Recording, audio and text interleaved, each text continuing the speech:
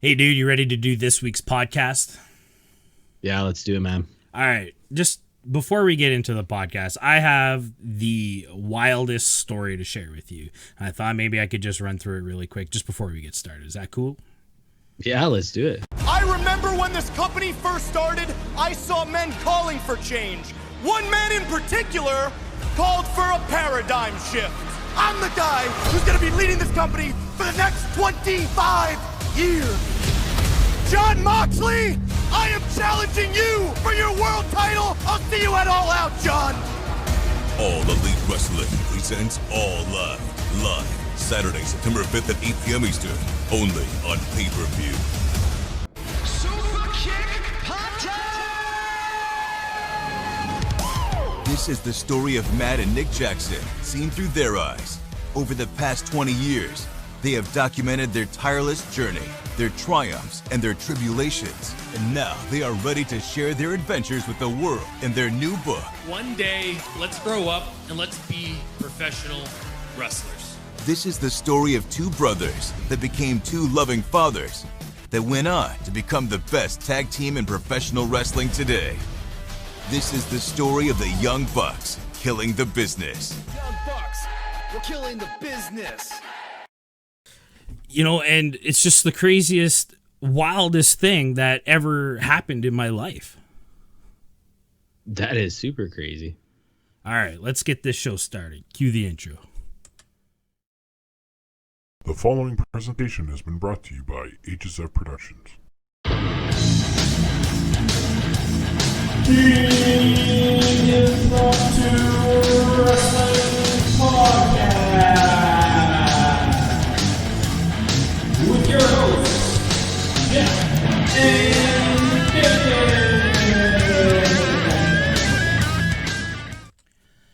Hey guys, welcome back to IWP, the Impromptu Wrestling Podcast. We're your hosts. I'm Tally006. Over to my left, as always, is my brother Damien. How's it going this week?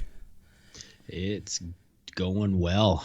First week back at work. Sweet. And then I'll have students in a couple Mondays from now.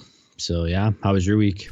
It was a tough week. I had a night planned out for Friday. With Dynamite being on Saturday, we didn't have to record the podcast on Friday. We're doing it tonight and all that stuff. So I had a free night. A couple of buddies got together from high school, and we tied one on, to say the least. But it was a good night. I had a lot of fun. And it sounds like you had a wild night. Yeah, it was like I said, 0 to 60. Just wow. All right, but anyways, we have quite a big show to get through. We got we got some news to go through, breaking kayfabe. We got a few items of Scoop of Vanilla to go through. Semifinals of the women's tag team tournament. We got BTE and AEW Dark as always, and of course Saturday Night Dynamite, which way better sounding than Wednesday Night Dynamite. Yes. Very much. But yeah, let's just quickly get right into breaking kayfabe. So one of the big news items of the week, it was announced that the Thursday, August 27th show, which will be next week's show, again, moving over to Thursday because of the NBA playoffs, AEW released a statement saying that they're going to sell tickets, for fans to come watch the live show.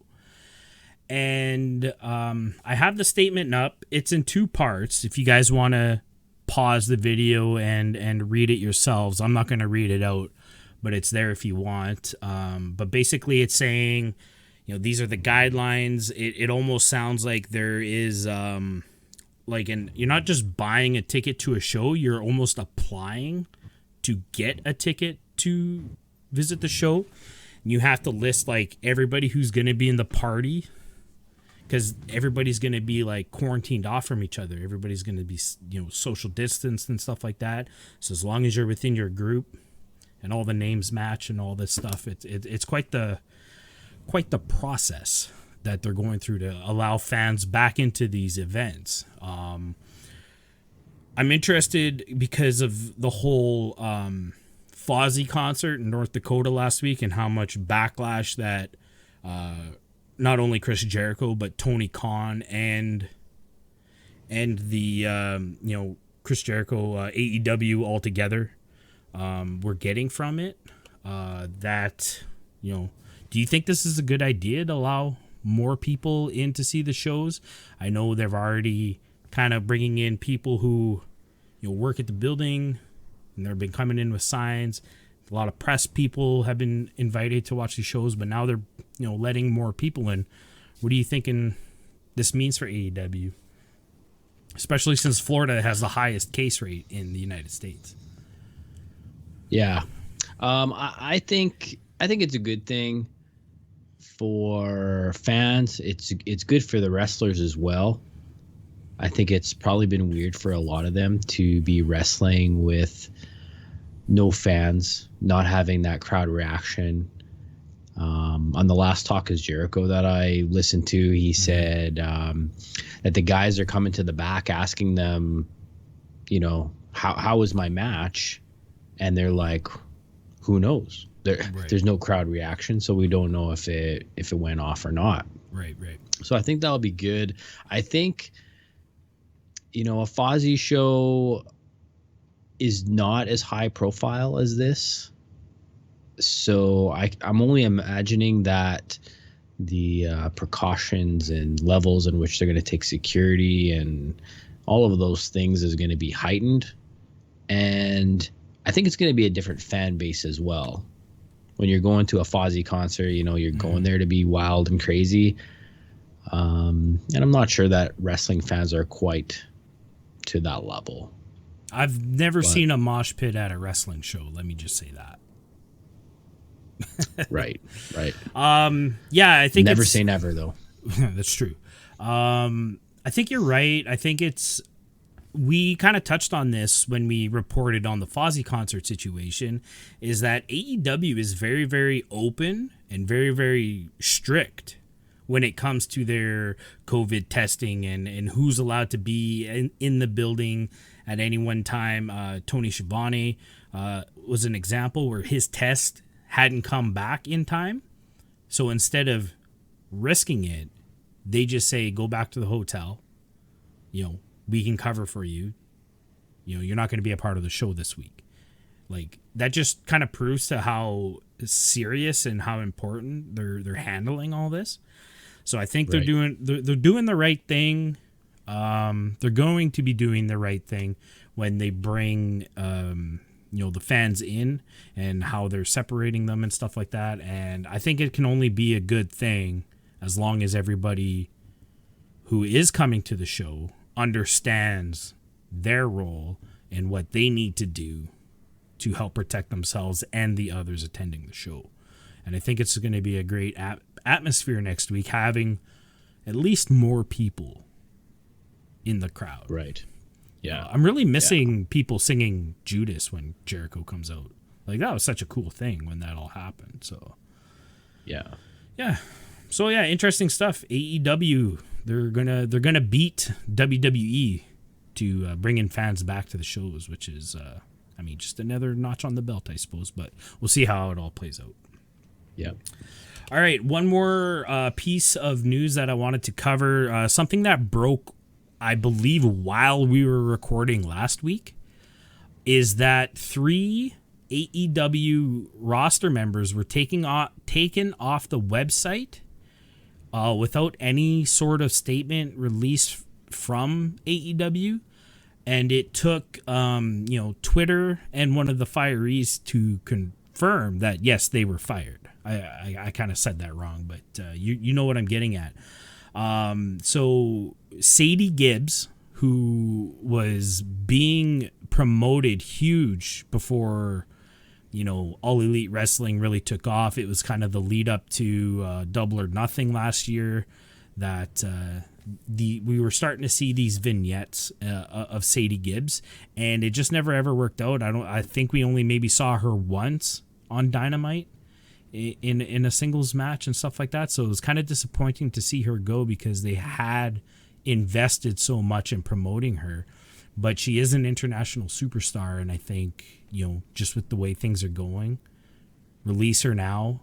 She can continue to work in Europe until things clear out, and I'm sure she'll be back if she is touted as that much of a talent. Right. Yeah. What else did we have?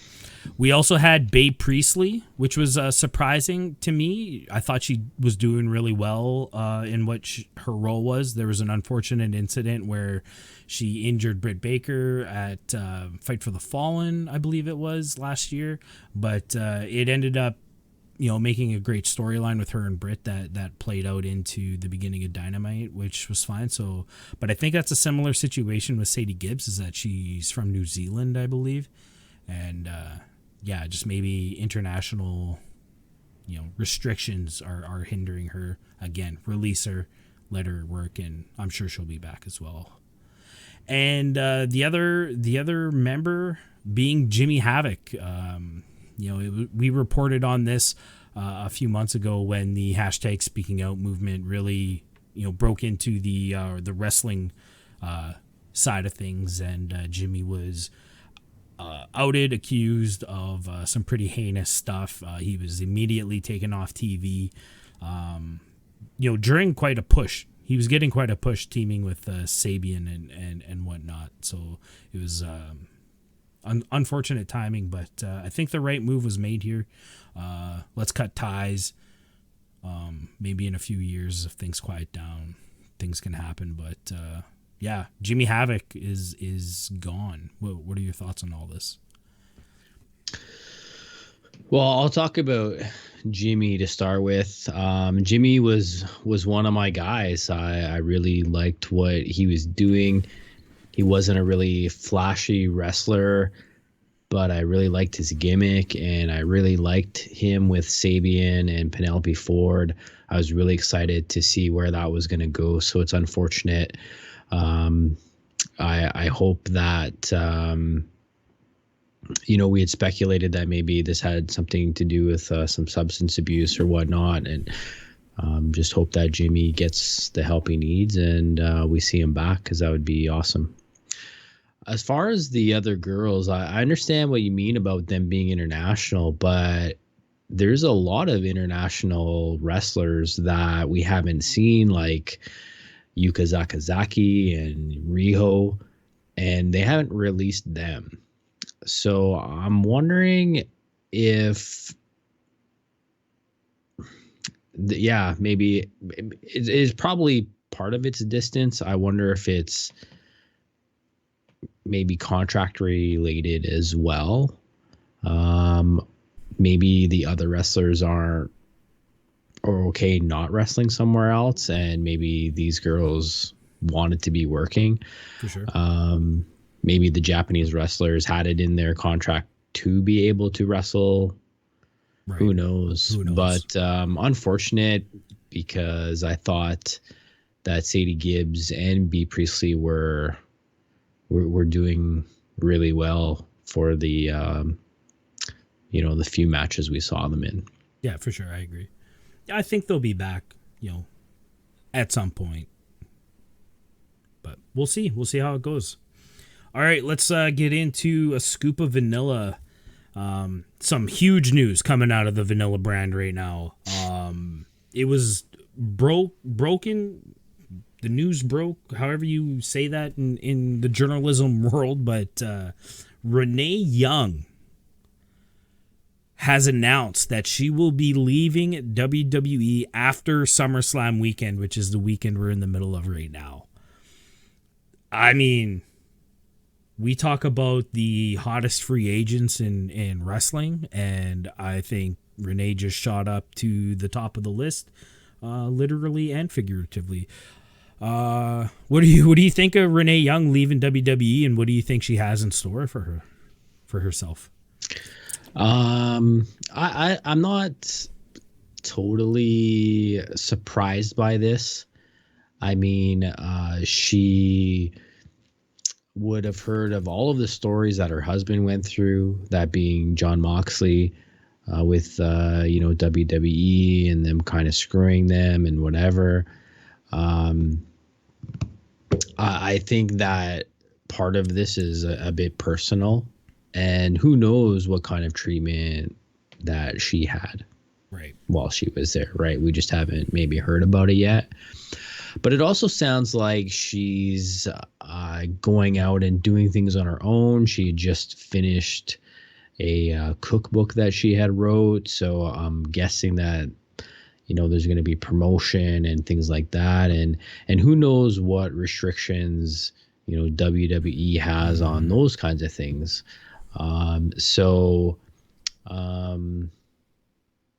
Yeah, we'll see where it goes. Are you thinking that maybe we might be seeing this young lady in AEW? Well, I would love to see Renee show up in AEW.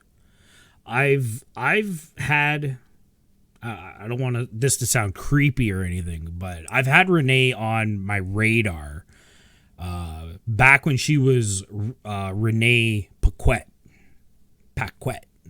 on Sportsnet, because she used to do the you'd be watching Raw and then WWE Live would announce what Canadian cities they were coming to throughout the week. That was her. That's how she got started. Okay. And however, Vince finally gets to see an episode in Canada or whatever and sees her, likes her, invites her in for an audition, and she gets the job. She works her way up from, just the backstage reporter. They gave her a shot at commentary. I think she's very, very talented in what she does. And I wouldn't be surprised if she goes away from the wrestling business for a while. I've heard that in the past she's gotten offers from ESPN, maybe come back to a Sportsnet or a TSN, maybe join, a broadcast team, for a specific sport, like, if she does ESPN hockey or NBC Sports hockey or, at the NBA on TNT, I think she has a lot of options. I feel like it would be, I think it's too obvious for her to come to AEW, but I think it's inevitable. In a way, yeah. I think it's inevitable that she will end up there. I think she's a wrestling fan through and through, die hard, bleeds it kind of thing. And I feel that she would want to stay in the wrestling business, but AEW might be too obvious, but I'd love to see her there. I think it would be awesome. It'd be interesting if she'll be Renee Young still. Right. Maybe. Yeah, another Canadian in AEW. That's a good thing. Yeah, nothing wrong with that. So yeah, Renee Moxley, AEW confirmed. Okay. We got a title for this episode. Yeah, for sure. All right. Quickly, NXT had a situation the past couple of weeks.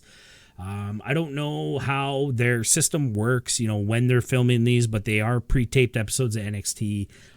During a taping, there was a match for a qualifying match for this North American Championship ladder match that they're doing at TakeOver. That's actually happening right now. TakeOver's on right now as we're recording.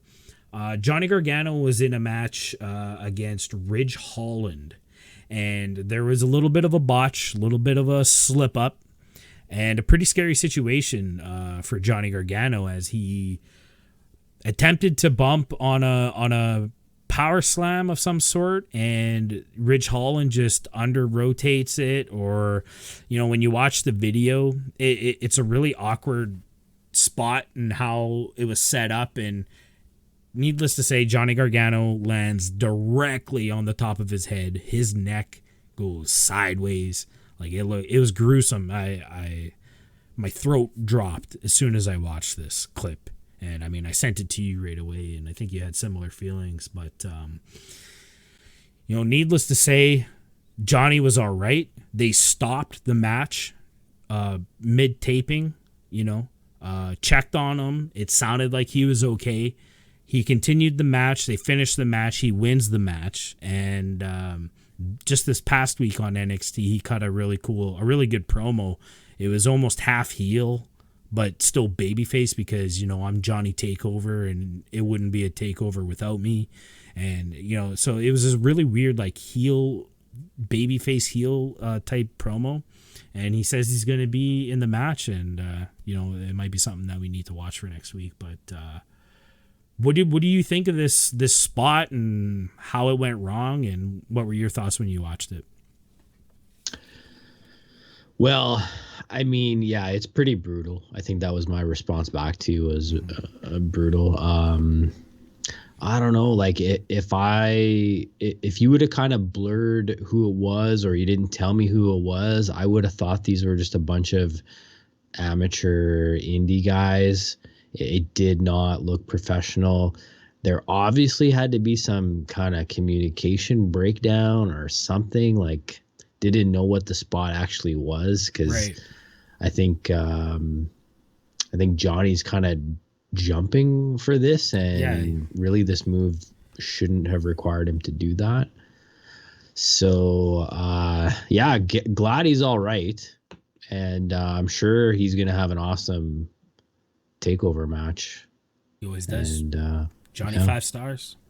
So scary moment for Johnny, but we're glad he's okay, because this kid is amazing and really carried NXT on his back with a few other guys when there was that big call up of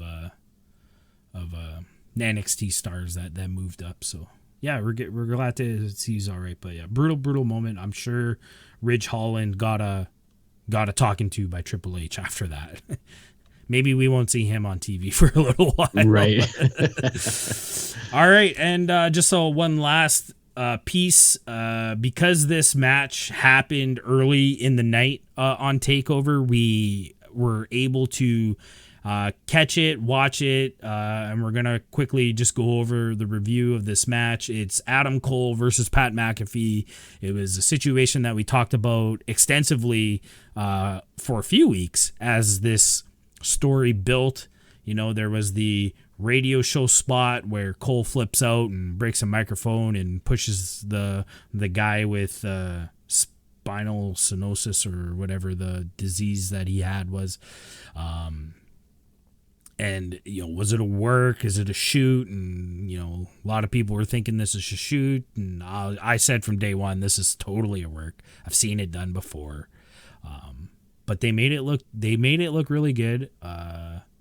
Maybe oversold it a little bit to where, it started, okay, you guys are working now. And, they almost did too much. But anyways, the match is here. We watched it. I'm impressed. I was impressed by Pat McAfee. I have to give the guy props. I got to gas him up a little bit. Yeah, this guy's an athlete, and he made the match look really well. I think Adam is deserves some credit there for making Pat look as good as he did. But Pat did some pretty athletic stuff on his own. There's a few little spots where that he needs a little work on. But I mean, this guy, he talks about how he was rolling around with Rip Rogers or one of these like legendary wrestling teachers' names, and it showed. Like this guy can bang. What did you think of the match? Yeah, I have pretty much the same idea of the match as you. I was quite surprised at how Pat, like, he looked like a wrestler. I think if somebody knew wrestling but didn't know that, he was an ex-football player, I think they would have thought that he was a wrestler.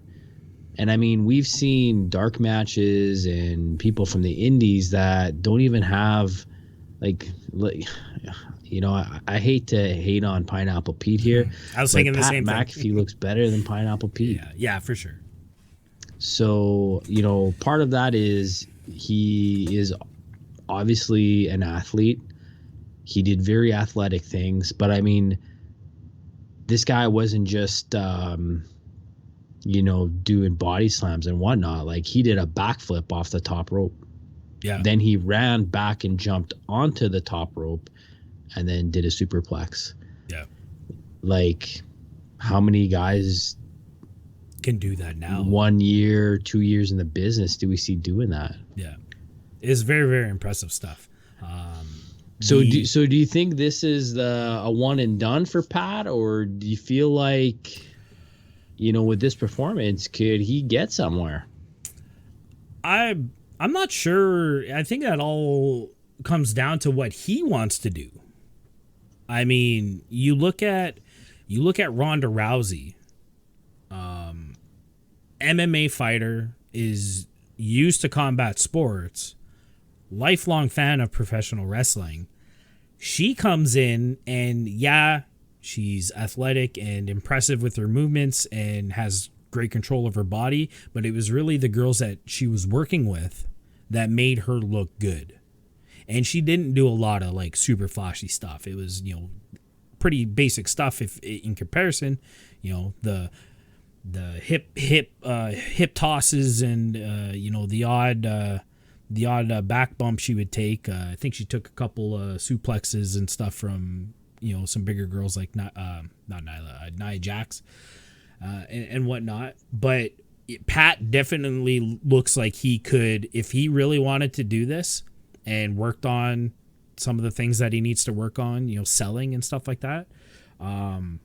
He could be somebody. He could be the next, Baron Corbin, done with football career, wanted to try out professional wrestling, and it really applies himself and pulls it off, right? You know what I mean? Like Pat could definitely do that if he wants. He's got a lot on his plate though. Like he's got a radio show, he does a podcast and all this other stuff. So I think it's really just up to if Pat wants to do it. But he definitely can do it. Like we said, he is light years ahead of a lot of people that have been in the business for 4 or 5 years. And it's really impressive. I didn't think this match was going to be laid out the way it was. It was really entertaining.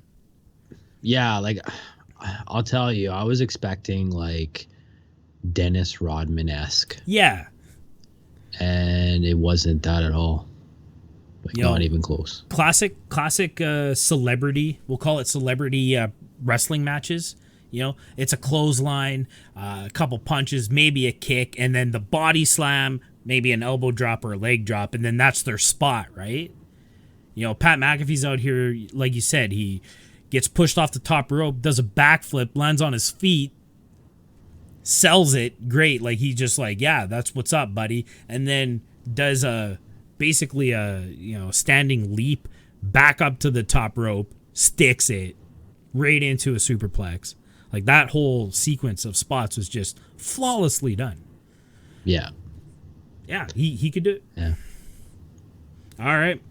Well, guess we'll see. Yeah, if you guys haven't checked out Cole versus McAfee, go check it out. It was a really entertaining match. Very, very impressed by Pat. Let's move on to the Women's Tag Team Cup Tournament. We had the semifinals Monday night. This is night 3. We had 2 really good matches, actually, compared to the week before's matches were a little so-so. But we had Big Swole and Lil Swole versus the Nightmare Sisters. What did you think of this match?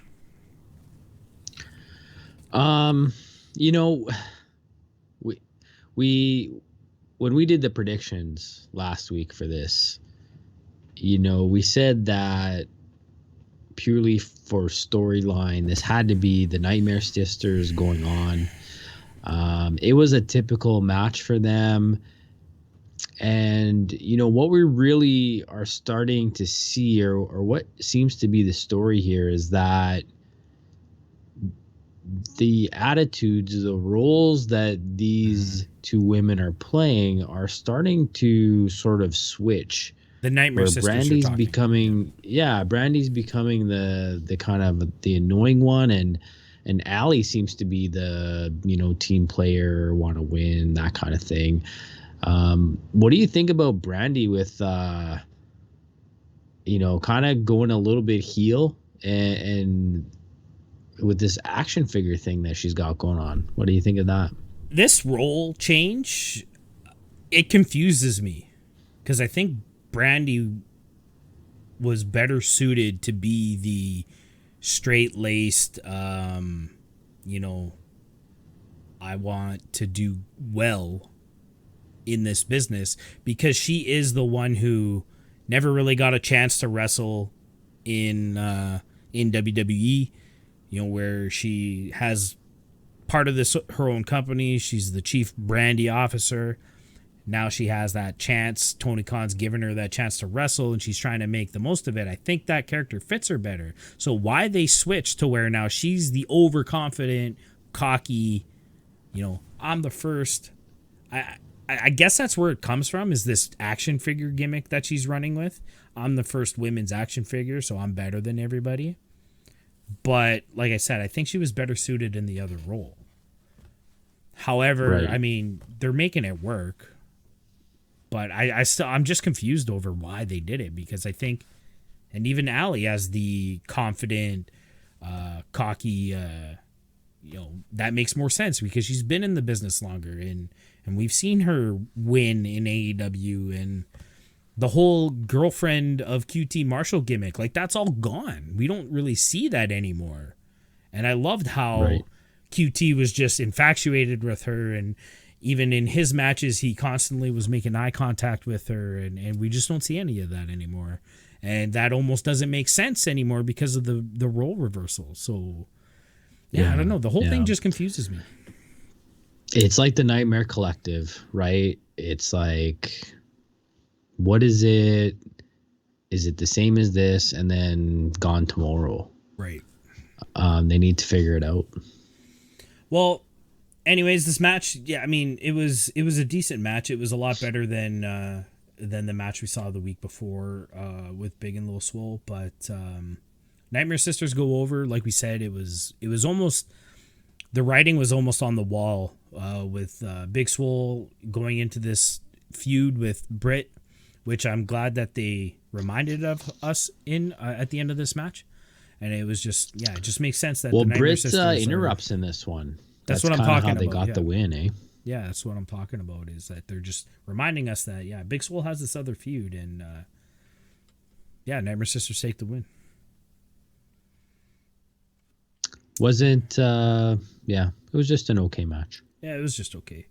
I mean, we've said it many, many times. The match is okay, but this was really all about the end of the match, being Britt Baker coming in, causing a distraction. I think it's Allie who gets the roll up on Lil Swole and gets the win. Big Soul chases after Britt. Chases her down in the go-kart, and then comes back into the ring and chases QT and Allie out of the ring, and QT face bumps hard, tripping over the ropes. That was hilarious. That's been all over Twitter. It was really funny. But all right. So, Nightmare Sisters moving on to the finals. And then we get our second matchup of the card, whatever you want to call it. Ivelisse and Diamante versus the hottest tag team in professional wrestling. Tay Conte and Anna Jay. TJ, as they were referred to a couple times during this match. I think that was Taz's little input. So, what did you think? I didn't catch that. Yeah. What did you think of this matchup? I thought this was a phenomenal match, considering that we have Anna Jay, who's, what do they keep saying? Like 11 months in the business. Yeah. I don't know how long Tay Conte's been in there. And then you have these veterans that have been in the business for a while. My thought was, man, is this like the best women's match we've seen in AEW? It's at least the best match we've seen this year in a women's match. Yeah, for sure. I can remember. When you had that written down in the notes, I was like, man, do I got to go back and watch this match? Because I really didn't have that initial feeling. Not that, I mean, I'm watching these matches like during my lunch hours at work, so I'm not 100% focused because I'm trying to eat and I'm thinking about the job and whatnot.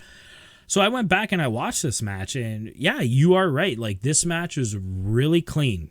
Like, there was no botches. Anna Jay, the inexperience shows a bit when you really pay attention. You know, her selling isn't quite there, much like Pat, but that's just inexperience. She's going to get better. But she does the moves really well. She takes moves really well. And the way they put this match together was just really well done. Like, it just through and through, bell to bell. This was a great wrestling match. Not even just for the girls. Like, this is a better match than a lot of tag team matches we've seen on Dynamite with right. You know, X team versus X team. The initiative comes. Yeah, they just everybody looked strong. Everybody was just hitting everything. Yeah, I don't know. I thought it was really good. You reminded me earlier that, you know, the all out match with Riho and Shida was probably better than this one. So I won't say in AEW history, but probably in we'll say in the pandemic era, this was the best ladies match I remember seeing.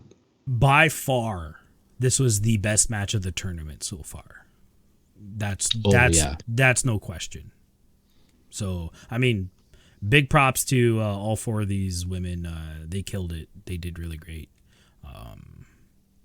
Ivelisse and Diamante take the win.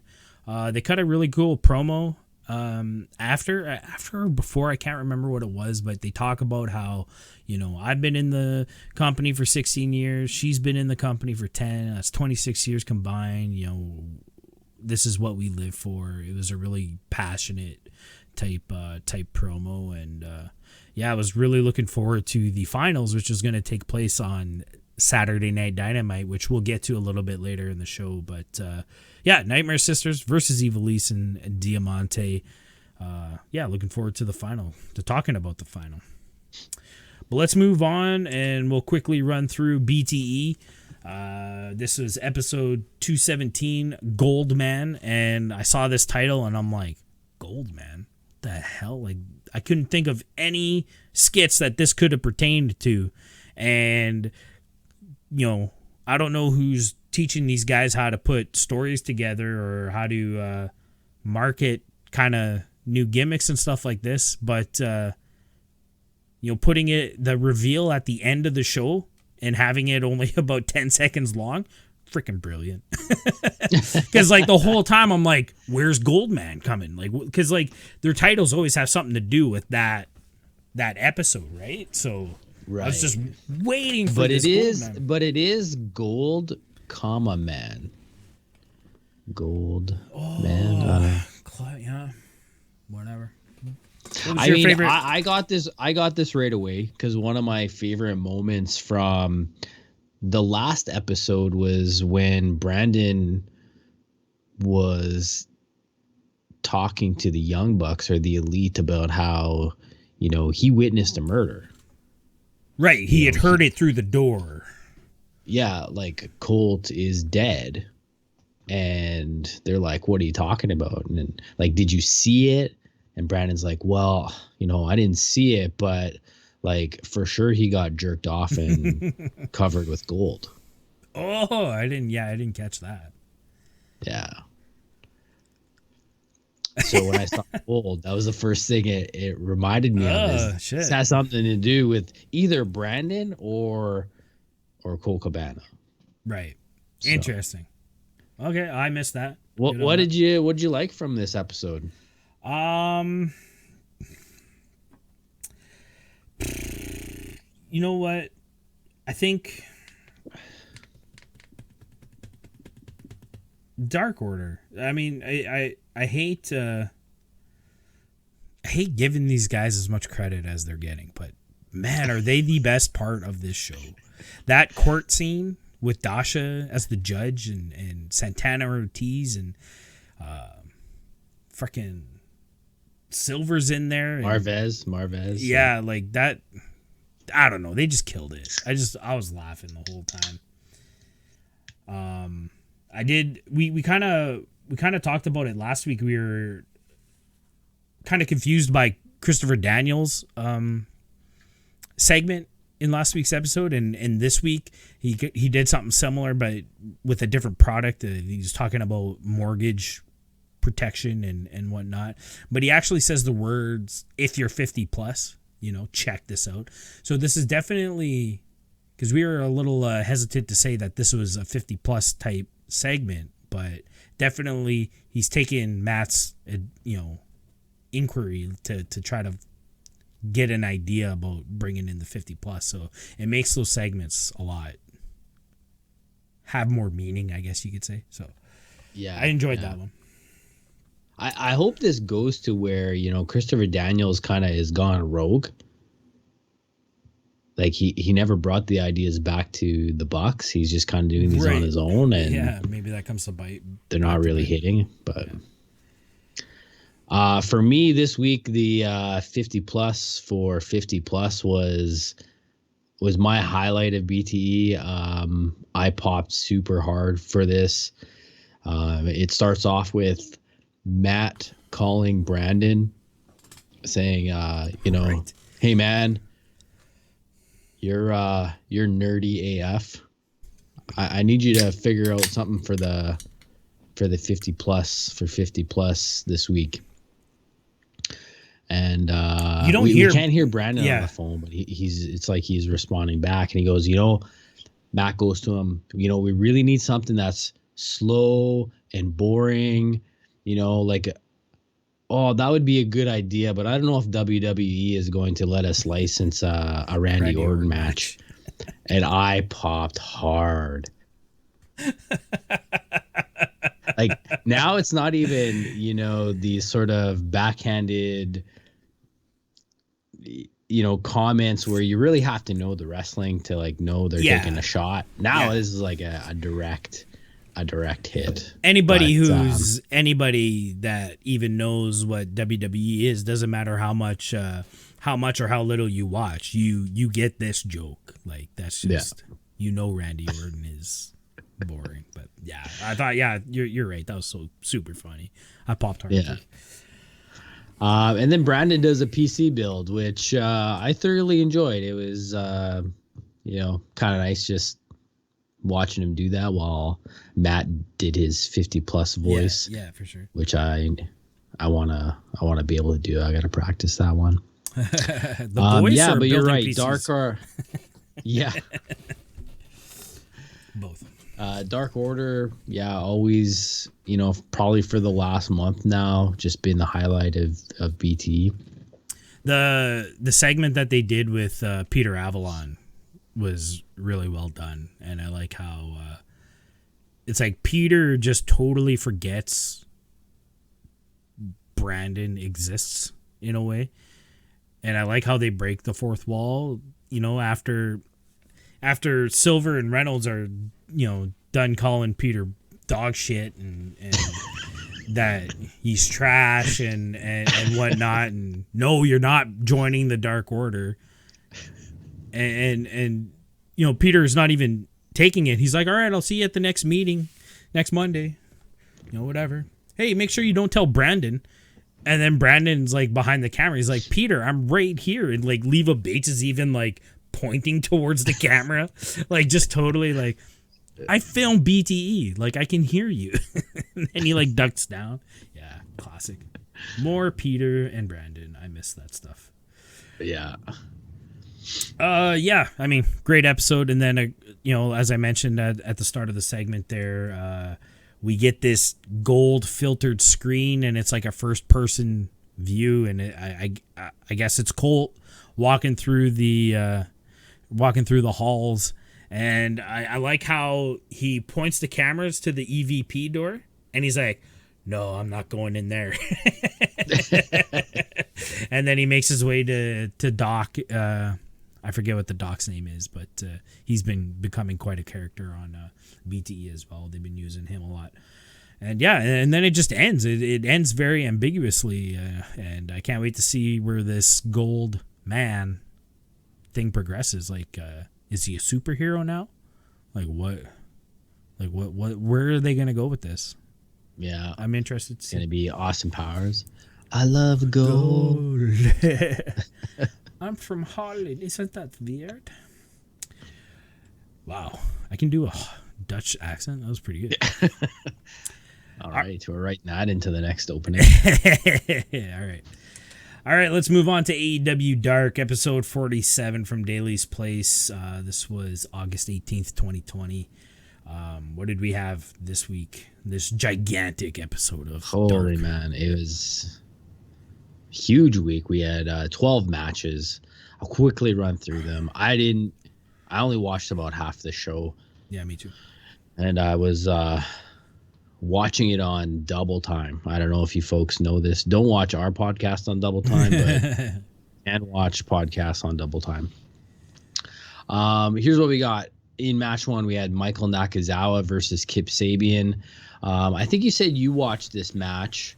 Kip Sabian wins this one. Was this a good match? It was fine. I mean, with all Nakazawa matches, it was very comedy based. Kip spent a lot of his time making out with Penelope, which seems to be a growing storyline, not just in Dark matches, but they've been referencing it on BTE. We saw it tonight on Dynamite. You know, they're always making out. So that's pretty much what the match was all about. But it was fine. It was a decent match. In match number 2, we had Sean Dean and Frank Stone going up against, and I don't think these guys have a name yet. We've been calling them the Jersey Boys. It's the Jersey Boys. I don't care what they call Joey themselves. Janela and Sonny Kiss. I watched this match. I thought this was a really good match.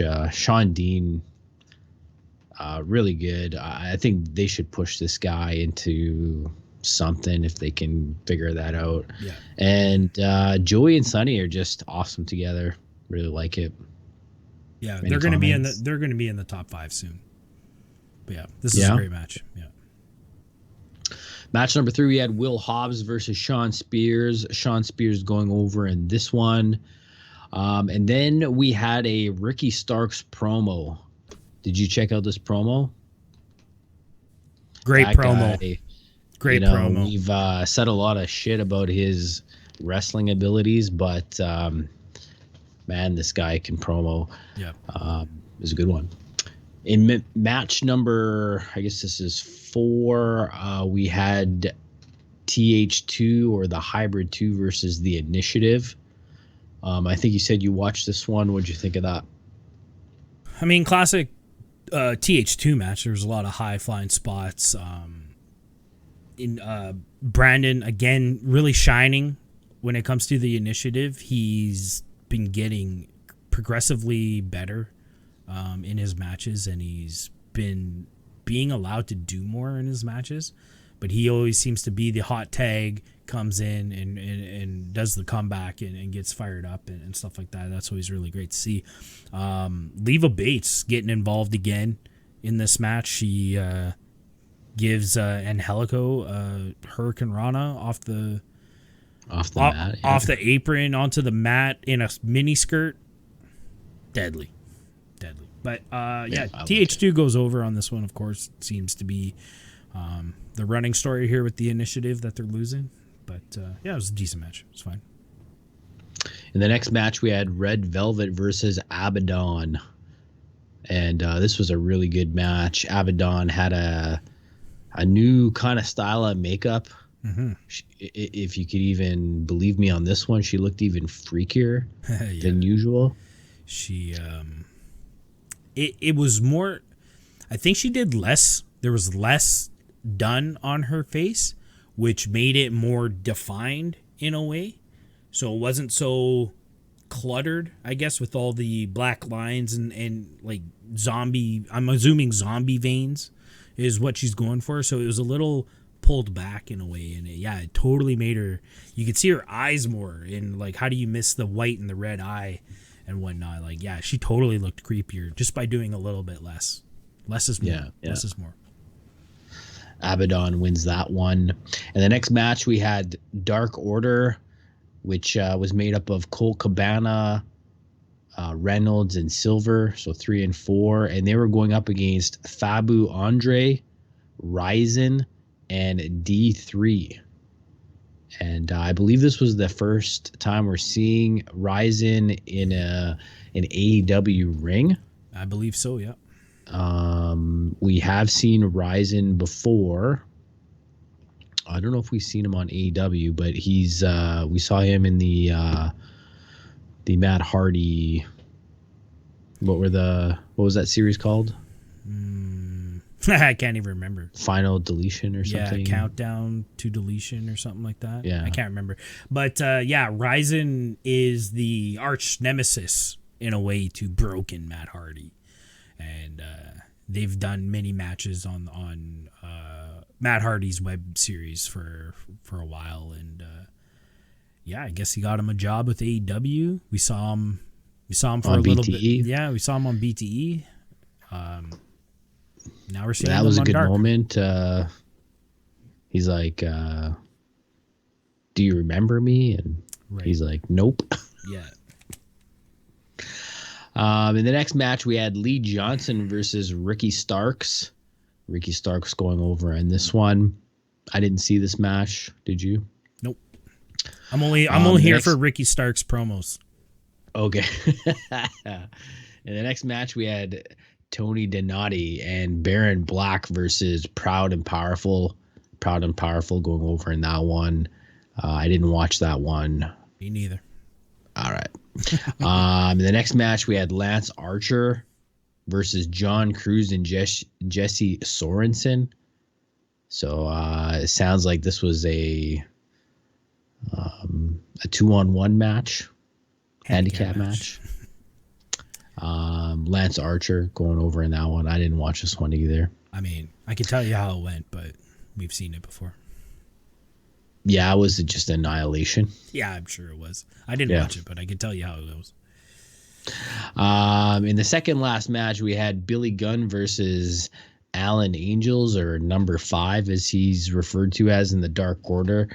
I was really surprised to see this one, and we've seen Billy on, I think, the last 2 Darks. Did you see this one? Nope. And I thought it was also weird that Billy Gunn goes over in this one. Interesting. Like, I really feel like Dark Order should not be really losing matches. Not that often. Like, they should be. I'm cool with Silver and Reynolds losing in certain spots, because they are kind of the comic relief of the group now with their situation on BTE. But guys like, I mean, once 10 comes back from the shoulder injury and Allin Angels, like, these are technically solo wrestlers within the Dark Order. Yeah, I don't think they should be losing either. But whatever. Yeah. Is what it is. In the main event, we had Private Party tagging with SCU to go up against Butcher and the Blade and the Lucha Bros. And the Butcher and the Blade and the Lucha Bros win this match. Did you see this one? Nope. No. This was a really good match. I mean, you have all full-time members of the roster here, all really good tag teams. For an 8-man tag, it was actually done pretty well. And then what we get at the end of this is the Lucha Bros were not happy that I think it was the Blade got the pin in this one, so they were starting to argue at the end of this. Interesting. So we're starting to see a rift between these 2 tag teams. Interesting. Yeah. So a huge episode. I just didn't have the time to watch all of them, but I tried to highlight the guys that we're kind of most interested in and that are hot right now. For sure. So, yeah. Good stuff. All right, let's move on to this week's Power Rankings, August 19th, 2020. What did we have? Here's another one we can run through really quickly because there's virtually almost no changes. In the men's division, we still have our 2 champs, Jon Moxley and Cody, the number 1 contender being MJF, followed by Lance Archer, Brian Cage, Brodie Lee, and Scorpio Sky. So that's the same as last week. In the women's division, we have our champ Shida, our number one contender Nyla Rose, followed by Big Swole, Penelope Ford, Abaddon, and Britt Baker. And again, that's exactly the same as last week. But the changes this week come in the tag team division. We still have our champs Omega and Paige. FTR still the number one contenders, followed by Best Friends. The Young Bucks move up to position 3. Natural Nightmares are back on the top 5 in position number 4. Dark Order goes from position 3 to number 5. And Jurassic Express spent their 1 week in the top 5, and now they're out again. And that's kind of what they do. They get in and then they're out. They're the new private party. Right. And that's the rankings for August 19th. Awesome.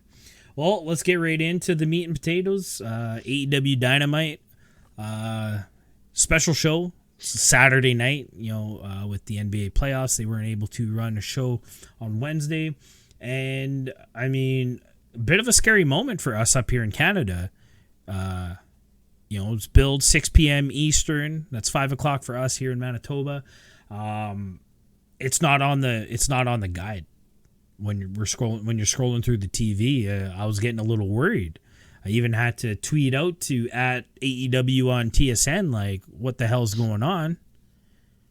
Where's Dynamite? It's starting in 5 minutes, kind of thing.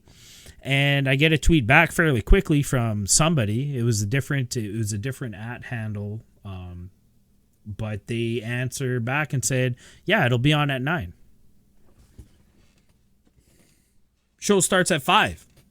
Why is it on at 9? That makes no sense.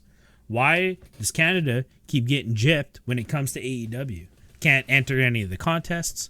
I can't watch it at the same time as the Americans. Boy, I was mad. So anyways, I told them to figure it out. Which I've been known to say. And sure enough, on TSN Direct, on the app or on the website, we were able to watch it live with the show. So all is forgiven. You're welcome, TSN, for fixing that situation for you and giving you some inspiration to allow Canada to watch Dynamite at the proper time.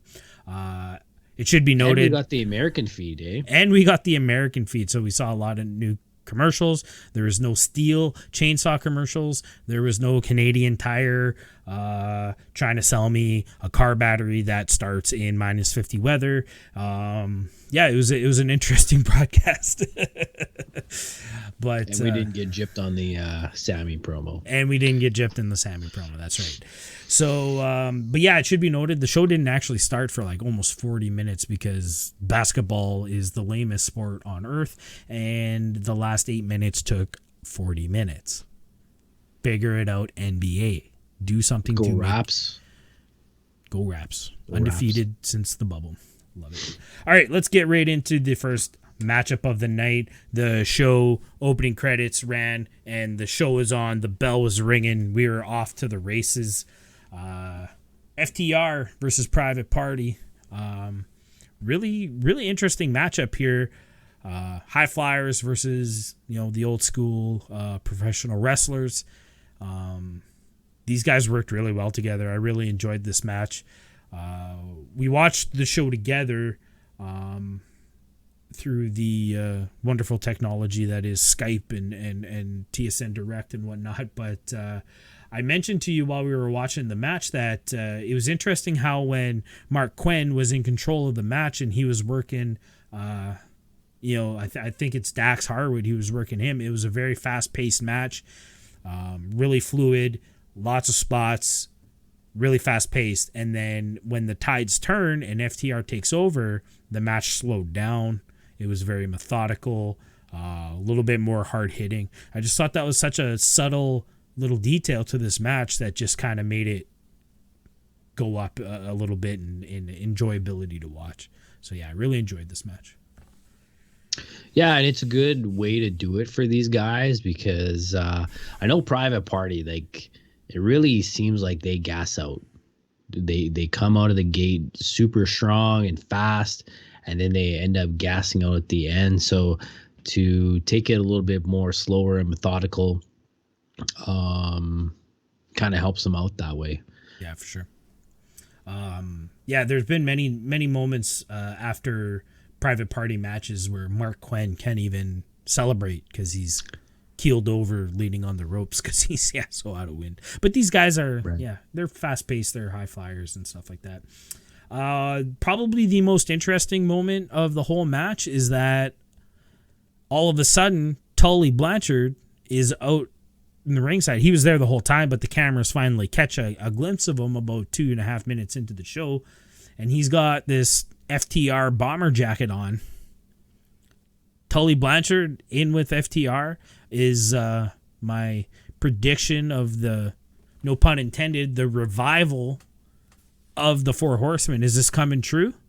I kind of mentioned to you, it was like, is Sean Spears going to come out and the allegiance is going to be made? We never did see that, but what do you think of Tully Blanchard being in the corner of FTR? I mean, I thought the same thing. We've been speculating that, with Tully being in the audience during all their matches, and it's kind of like he was taking notes or taking stock of what was going on, that eventually they would come together. It's almost like Tully's going to be the coach. He's going to... Very similar to what Allin does. Yeah.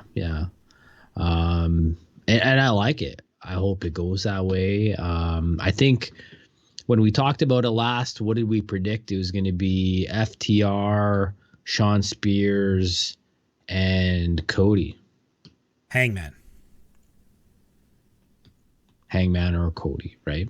I thought I'm for sure it's Hangman, and it was between Cody. It was between Cody or Spears, but with Tully in the corner, I think it's 100% Spears. I guess I was thinking Cody's in there just because Arn, like he's with Arn, right? Right. No, we'll see. We'll see how it plays out. If it ever does play out. I mean, there's still hints there, but nothing really. There's been no real concrete evidence that it's going either way. All we know is that Tully is now in the corner of FTR, and we'll see what happens. What did you think of this match? I mean, pretty much said it already, but yeah, it was great. It was fast paced. It was slow paced. The change of the guard when FTR comes in, it was a great match. It was an awesome way to open the show. Yeah, I thought it was gonna be like a 5-minute match, considering they got started late. But this was a pretty full match, and I mean, it wasn't super exciting for me, but. Well, I mean, we're getting progression of that story, which is what I like. The question when the show started, because it did start so late, is AEW going to get a full 2 hours, or are they 40 minutes short?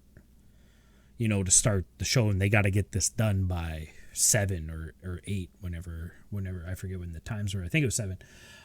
But this match goes like 12, 13 minutes almost 15, and it's pretty obvious that they're going to get the full 2 hours. So, I mean, it's a tag team match. They're kind of all the same in a way, and it all depends on just how they execute it better. FTR pros, and they really made Private Party look good in their spots that they needed to.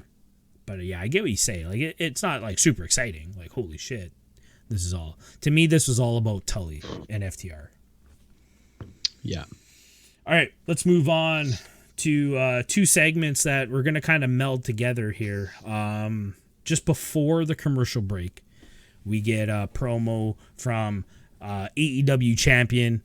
He's given us his update on the campaign of MJF 2020 and how he's coming for the AEW championship at All Out. This was a great promo by Jon Moxley. again, I've said this before.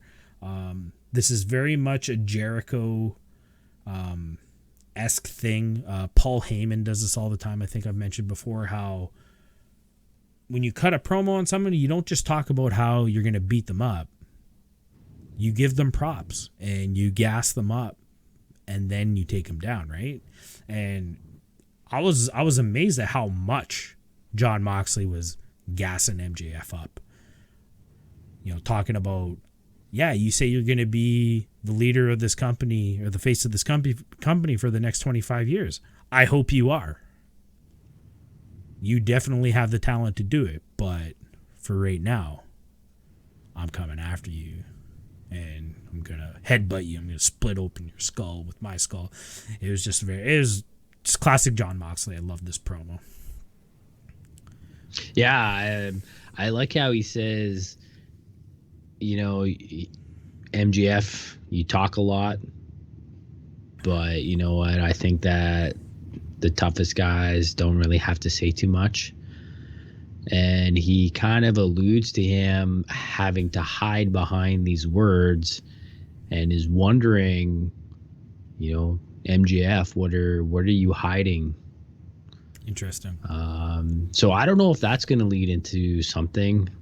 Just the way he said that, I feel like, you know, how during political times there's, you know, you find dirt on people and whatever. So I feel like that one might come back next week maybe.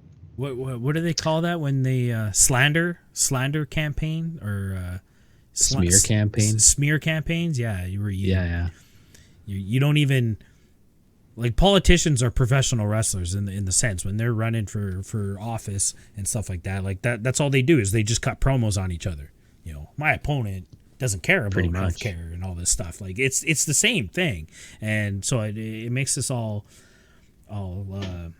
make sense in today's world since it is an election year in America. But yeah, that's a good point to bring out. That's a very subtle line. What are you hiding? That opens up for something to come out on MJF that maybe MJF has something to lose because of this match. You know, it adds something to the story. So yeah, that's a really subtle, a little subtle point. I like the line near the end of the promo. Jon Moxley, one day you'll move out of your parents' house and lose your virginity, and it's just like, whoa. Yeah, that was like a page out of the Rock's promo handbook. Yeah, right for there. Sure. Yeah. I don't know. It was a good promo. And then when we come back from commercial break, we have MJF's update on the campaign. And man, MJF, man, he never ceases to amaze me, man. This was a great spot, and he's selling the neck brace from getting Paradigm Shift the week before. It looked like he was at first it looked like he was just leaning against his podium because he's been all about the podium. But as the camera panned out when the lawyer came in, it looked like a walker, like he was hanging onto a walker, like he needed help getting around. I thought that was just a perfect little touch. What did you think of MJF's half of the campaign?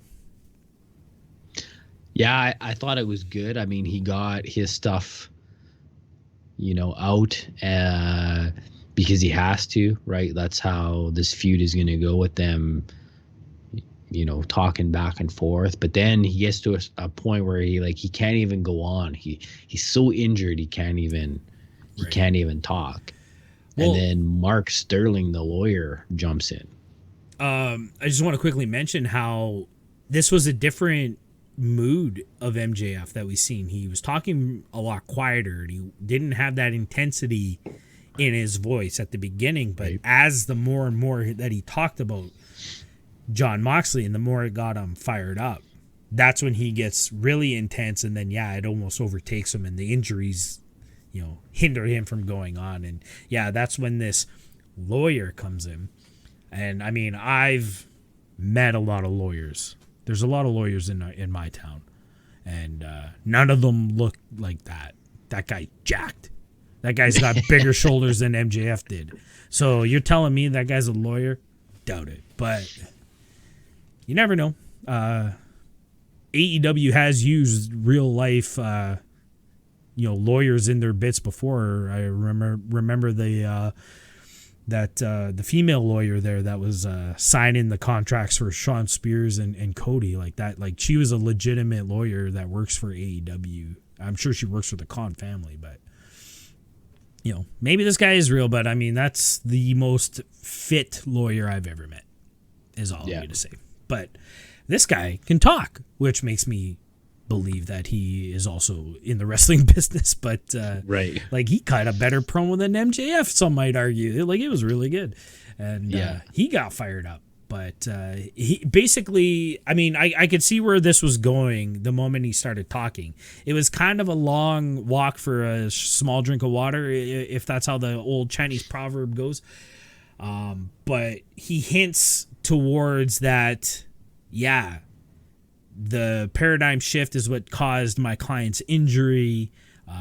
We've had a petition go out to have it banned, and there's 5 million signatures already, going along with the exaggerations that MJF has been known for in these promos that he's done. And if Moxley wants to have this match with MJF, he's gonna have to sign the contract, and essentially the paradigm shift, his finisher move, will be banned during this match. We've seen stipulations like this before. I think they're kind of corny in a way, but it's the first time AEW is going to be implementing something like this, so I'm interested to see how they're gonna execute it. But I saw it coming from a mile away when this guy started talking, and I don't know, I'm a little reserved on how it's going to play out, but we'll see. What did you think of the announcement that the lawyer Mark Sterling had for us? Yeah, well, like you said, this whole banning a move or, contract type situation has happened before. I feel like I already can see what's going to happen. I don't know about you, but I'm thinking, Moxley's going to agree to whatever terms, but he's going to do the move anyways, and that's probably how he's going to retain the title. That's my guess on it. What do you think about the whole ban? I mean, we putting bonus points on the board right now. This is what's going to happen. He's going to hook the arms. He's going to go for the move. He might even lift him up. And it's going to be Taz or Shivani is going to be like, oh, you can't do that move. And then he'll put him down and he'll like shake his head. He'll be all upset. MJF will come back. Whatever. He'll finish him some other way, maybe with a submission of some sort. Moxley wins the match. And then the paradigm shift happens after the match. That's what's going to happen. 5 bonus points. All right. But bonus points are always in play. We don't have to ask. For sure. No, but I think there could be a situation that Moxley pulls it off. It pulls the move off, and that could create a no contest or something like that. I don't know if I would be very remiss. What the lawyer says is if he does the move, then he'd be sued. So I don't think it would be a stipulation for the match. Right.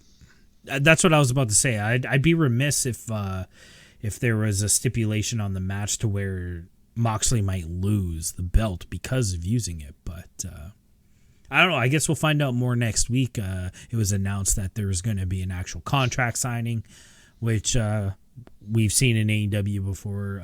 They usually go off without a hitch in comparison to a WWE contract signing, which always ends in someone going through a table. So we'll see how this contract signing goes.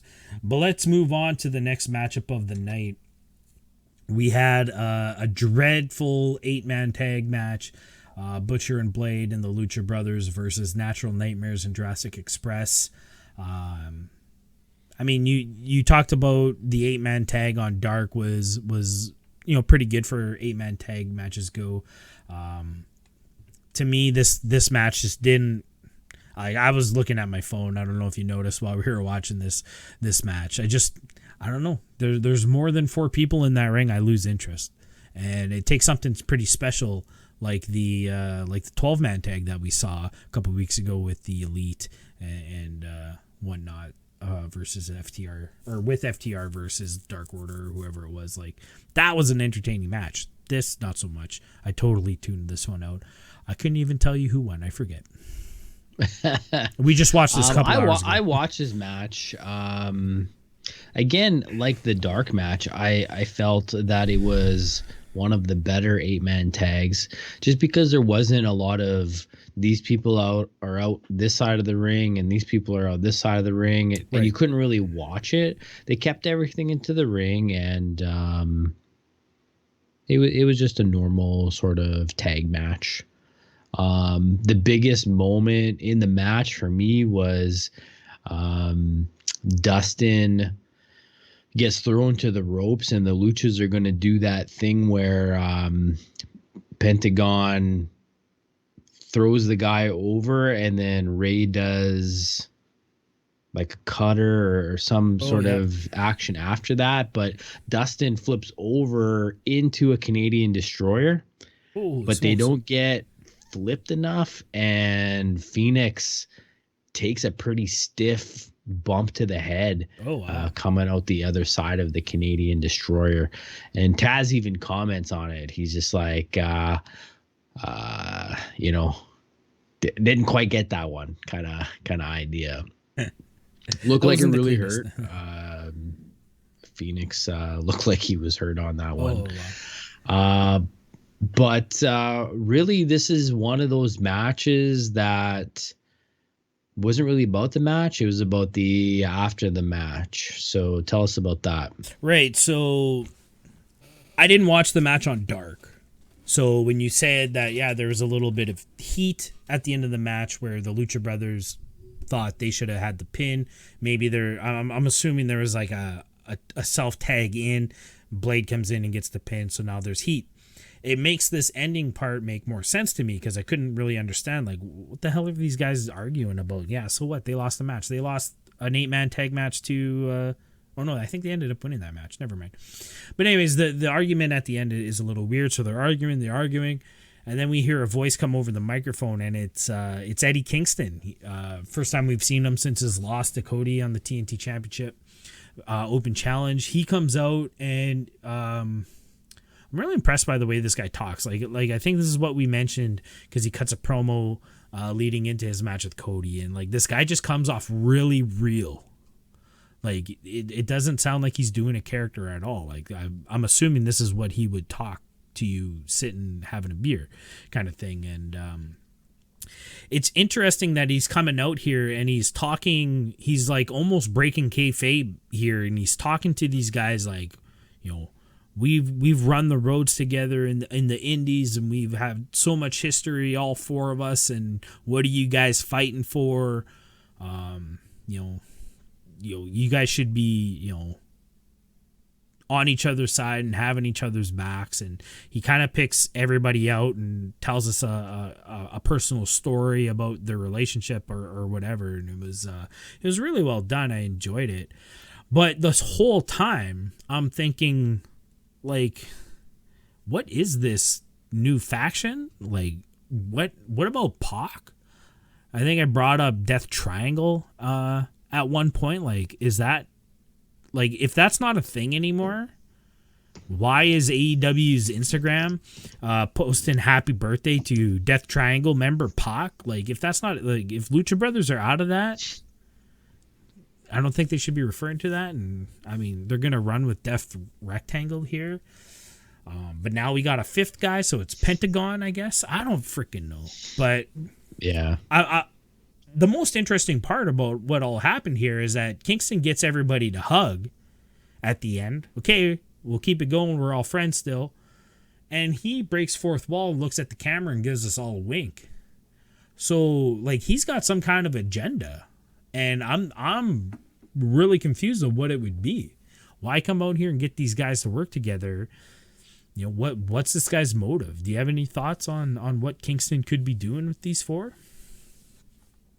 Yeah, I missed the wink just because I was writing stuff down.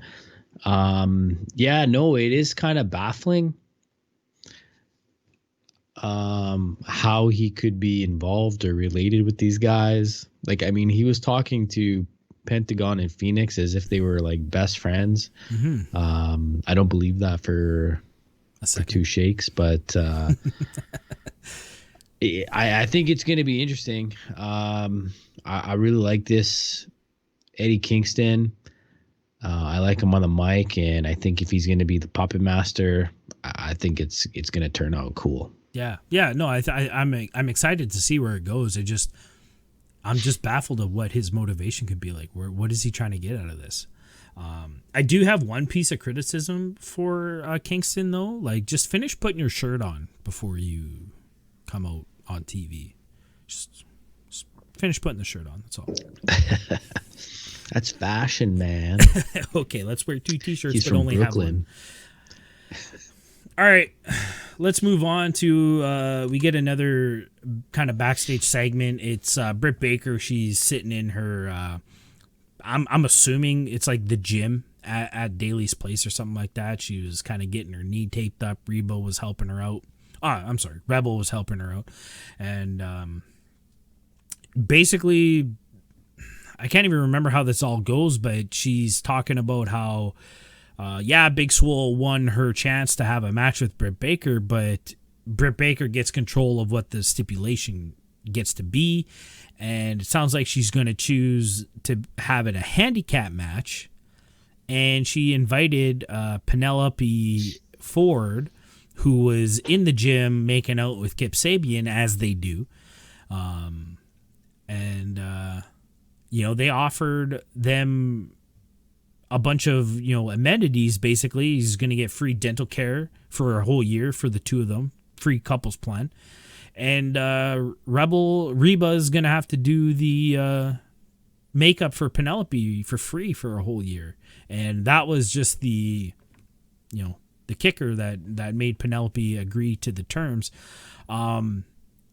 What confused me is Britt says to join Rebel or Reba and me in a handicap match against Big Swole. So is this going to be a 3-on-1? Or is it just going to be Penelope and Britt versus Big Swole? I'm confused. But I'd love to see Rebel in the ring again, because I know she's actually going to be pretty good, even though she's playing it off like she's not. What did you think of this whole segment? Yeah, I mean, it was done really well. I was a bit confused about it as well. I thought the match was already made. I thought it was too. How she's inviting other people to it, I'm not getting that. But I guess if she gets to make the stipulations, then that's what it is. It's a classic heel move. That's all it is, right? But are we expecting Britt's going to actually be in this match? I'm assuming this is going to be a Penelope Ford versus Big Swole match, and then Britt's going to tag in at the last second to get the win. I'm assuming that's how it's going to go. Or she'll tag in, and maybe Big Swole's on the ground, and she might have an advantage, but then Big Swole gets up, so then she'll run back and like tag Penelope back in, and Penelope's going to be like, "What the hell?" It's going to be that kind of match. I thought this match was all set for All Out. But apparently we're gonna get it on the we're gonna get it next week on the Thursday the 27th episode of Dynamite. So, I mean, by the sounds of the way it's going, yeah, it's probably not pay-per-view worthy. So it's almost a good thing that we're gonna see this next week on Dynamite. But I mean, we've been waiting for this payoff for 2 months now, 2.5. I think this whole Britt Swole feud kind of started smoldering way back when. So I'm just excited to finally get the payoff for this, handicap match or not. But I would like to know if Reba Rebel is going to be in the match. That's all I really wanted to know. Yeah. All right. Guess we'll see. The next... Just wait, let me get the right card here. The next segment of the show, we get an in-ring interview with Tony Schiavone. Makes his way to the ring, and he calls out the winner of the match against Chris Jericho the week before, Orange Cassidy. It was being billed as the first ever in-ring interview for Orange Cassidy, and I'm like, he showed his talking chops a little bit during the debate.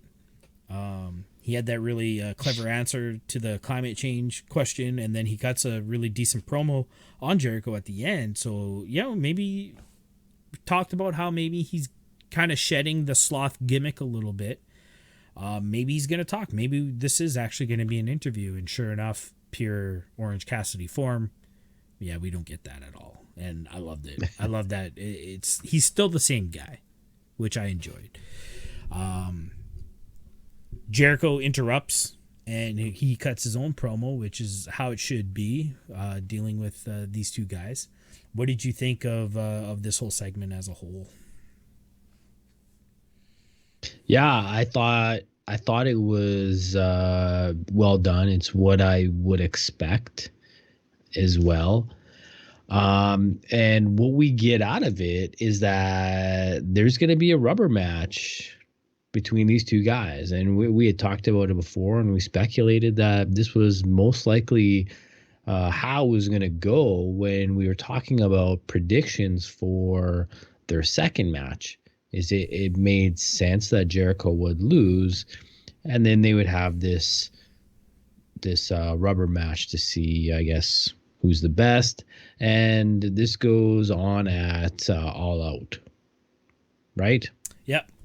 But what we also get from this is Jericho makes reference to making up the Money in the Bank. The Money in the Bank match, and says he's come up with another type of match. So another game changer wrestling, innovating wrestling match. We're gonna get the Mimosa Mayhem match, and I'm like, I was trying to think of like, okay, well, what could this mean? And just the way Jericho kind of puts himself over, and he had the great idea of the Money in the Bank match. He doesn't say Money in the Bank. He says a match involving a briefcase and a ladder, which I thought was clever. I'm thinking, I don't know, I had in my mind that it was also Jericho's idea to do the Ambrose Asylum match when he was feuding with Dean Ambrose, now known as Jon Moxley. So I had in my mind that, this Mimosa Mayhem might have something to do with the cage and, just objects all around the cage. But kind of disappointingly, we're going to have some kind of vat, 80 gallons of orange juice and champagne together. The only way to win is pinfall or submission or throwing your opponent into the mimosa bath. And I'm like, yeah, this match probably not going to end in pinfall or submission. So why even put it in there? Yeah. But I liked the promo vid that they played for the Mimosa Mayhem. It was almost done comedically. Like, just the tone of the guy's voice is almost like it was shtick in a way. So it was like a Saturday Night Live when they do commercials. Yeah. Skits and like the guy, like, it sounds serious, and if you weren't really paying attention, it would almost seem like an actual commercial that's just really funny. But when you really listen to it, you can just sense in the tone that the guy's not being serious. That's what I got out of this skit or this video promo. Is just like, yeah, it is a joke. They're not hiding the fact that this is almost a joke of a match, but Orange Cassidy is a comedic wrestler, in the roots of his character, and I think it all works. And I mean, we called that the rubber match was going to happen. Did I expect it to go this way? I don't know, but we'll see. Yeah, I mean, when I heard Mimosa, we have Orange Cassidy in the orange juice and the champagne. A little bit of that makes sense. I mean, the name is, yeah. The name is what it is, but I mean, what else would you call it? Yeah. There's orange juice and the little bit of the bubbly. Mimosa has to be there, but yeah, what do you call it? Mimosa. Yeah, it's got to be Mayhem. I think if we were trying to think up of a match, it would have ended up being that too. But it is silly, especially when you say it four times in 5 minutes. But yeah, Orange Cassidy accepts. He gets the thumbs up, and then Jericho wants to toast him, congratulate. Yeah, and you while we were watching this, you actually predicted that Inner Circle was going to come from behind. Well, as soon as Jericho calls out the boys, best friends are like, they're looking behind. They're expecting it. So the guys just come out, all have a bottle of bubbly with them, and they start to come into the ring, and then they kind of brawled. Yeah, you almost, I mean, you knew, if you've ever watched wrestling before, you knew best friends were getting a beat down. But they really teased like, yeah, maybe he is just gonna, let's have a drink and a toast and congratulations, you beat me. That's how the promo started. Chris Jericho was actually very, very sincere in a way, sincere, I'll say, yeah, you beat me. You pinned me. 1, 2, 3. You got the win. Congratulations, Orange Cassidy. Like, he was very much straight in that way. And yeah, sure enough, as soon as Jericho got like to the ropes, he's like, "Get them, boys!" And they jump the ring. Best friends are taken out like damn near instantly. And then they kind of focus in on Orange Cassidy. They give him the champagne bath, and I think it's Ortiz sticks a cork in his mouth, and it was just a straight up beatdown. Which, I mean, we saw a couple weeks ago. Them leaving Orange Cassidy in a pool of blood orange juice. So kind of repeating themselves a little bit when it comes to storyline, but I mean, it's kind of the direction you got to go. Inner Circle gets one over on them this week.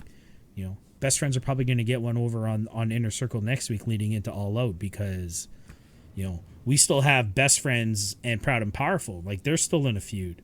They haven't answered for destroying Sue's car and throwing their gear in the shower. Actually, they didn't even mention any of that this week. Yeah. And with 2 more shows before All Out, we need more progression on that side of the story too. So I'm assuming Best Friends are going to get their retribution in the coming weeks. So yeah, that's probably my only gripe with AEW right now is they just kind of stop things, and we don't get a finish, and then it will probably come up again at some point.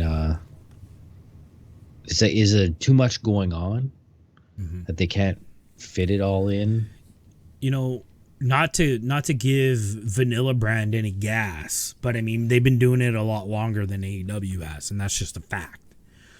But when it comes to bad storylines, or maybe just storylines that they don't think are working, Vanilla very much, they'll notice that something might not be working. A lot of times they don't notice, but that's a different story. But when they do notice that maybe a storyline's not working, Then they give us the payoff a little bit earlier. They finish the storyline. It's done. And then they move on to something else. Where, like you said, AEW, Nightmare Collective being kind of the prime example.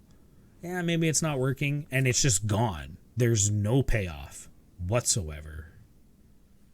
And yeah, I agree with your gripe. Like, that's very much something that AEW has been doing. But if something's not working, just finish it off. Yeah. Yeah, like Tully and Sean Spears. Now Tully's with FTR. What's going on with Sean Spears? Yeah, and I'm sure we're never gonna see this glove in Dynamite. Yeah, it's just a dark gimmick. I don't know. Yeah, I think we'll get some resolution for Sean Spears in some way. If it's him joining Tully with FTR. Or maybe Tully turns his back on Sean Spears. And Sean Spears joins up with Zach and Cody. Oh, sorry, Matt and Cody. Maybe that happens. Who knows? I don't know. But we'll see. I think Sean Spears will get finished. But that's a discussion for another time.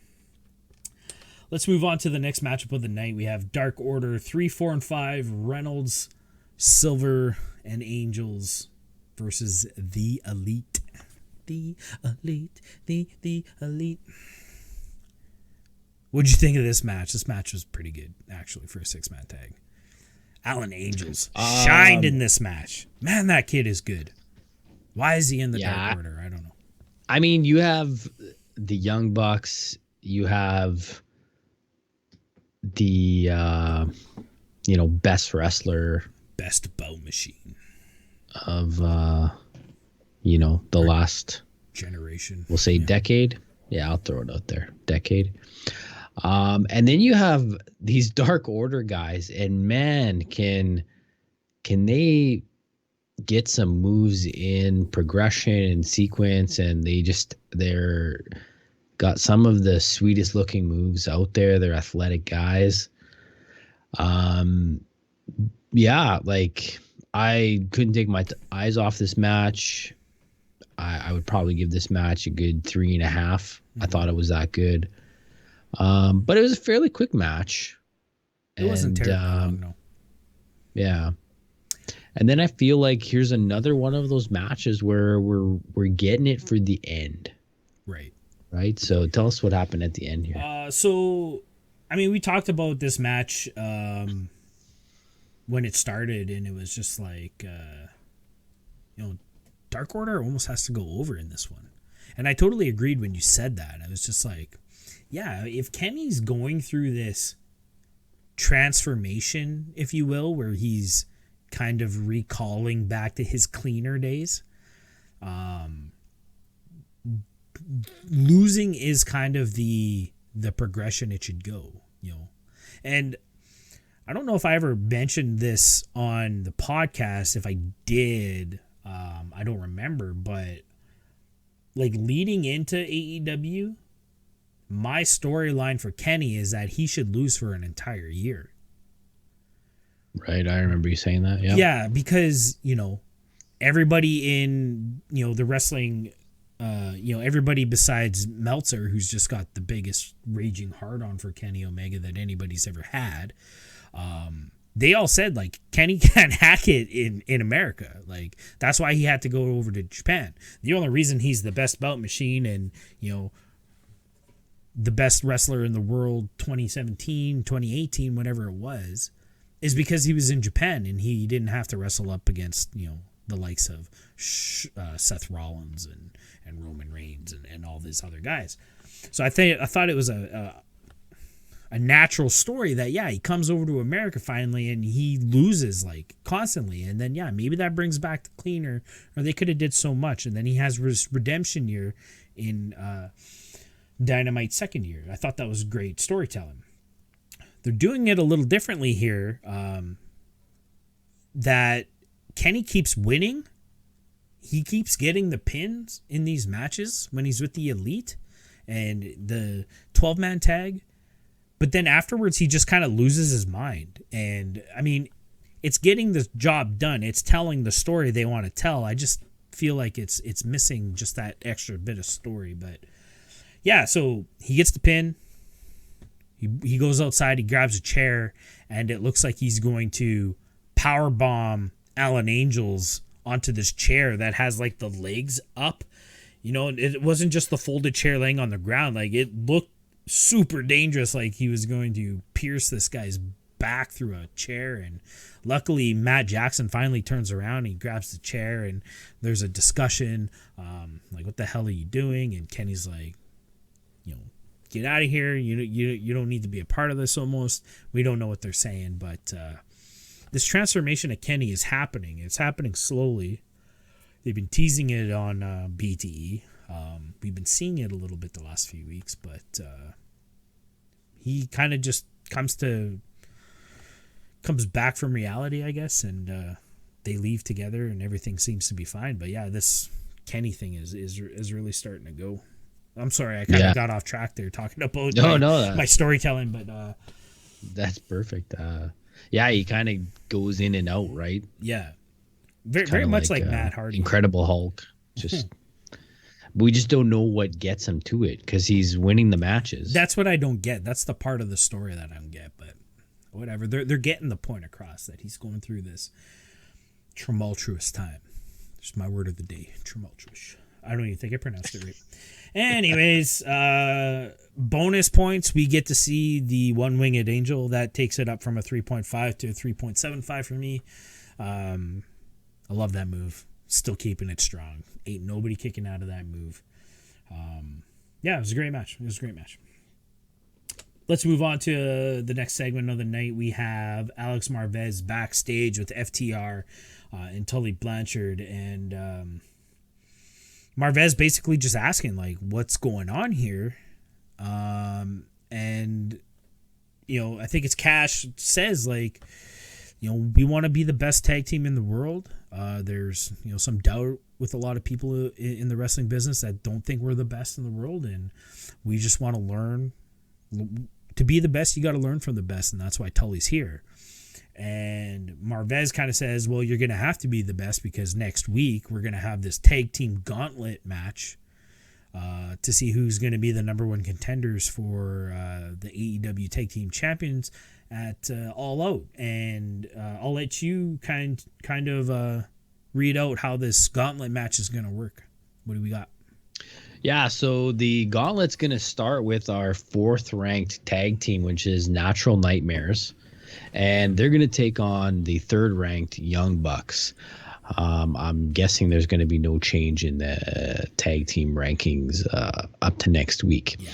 So the winner of this first part of the match is going to face the number 2 ranked Best Friends. And then the winner of that match will face FTR. So I'm guessing, being that it's gauntlet, it's going to be like back-to-back matches. As one ends, another will come out. Yeah, I'm interested to see how they're going to do this because we've seen like 2 out of 3 fall matches in Japan where there's like an obvious break in between the matches. Like, you know, there's a minute rest period. It's almost like a boxing match where the round ends and everybody goes to their corner and the guys get a sip of water and stuff like that. So I kind of feel like being Kenny, Cody, Young Bucks, kind of putting all this show together and stuff like that, that maybe that's the route they'll go. I'm sure they'll be back to back, but you know, Vanilla Brand, it's like 1, 2, 3, ding, ding, ding. Winner of this match is so-and-so. And then the next music hits, the guy's running out to try to get the advantage.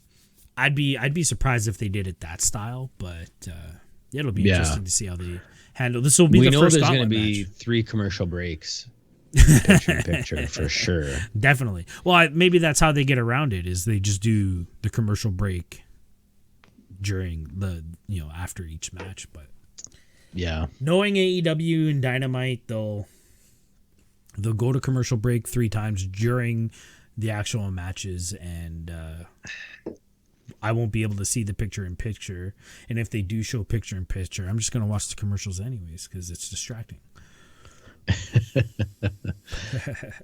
But exciting. I mean, like I said, this is going to be the first gauntlet match that AEW is going to put on, I believe. And we'll see. We'll see what their take on a gauntlet match is and how they do. It'll be interesting to talk about. So Hangman comes out for sure while FTR is talking here, and Hangman wants an explanation as to like why they attacked Midnight Express. Rock and Roll Express. Sorry, I always get those two team mixed up. And they just kind of said like, it had to be done, and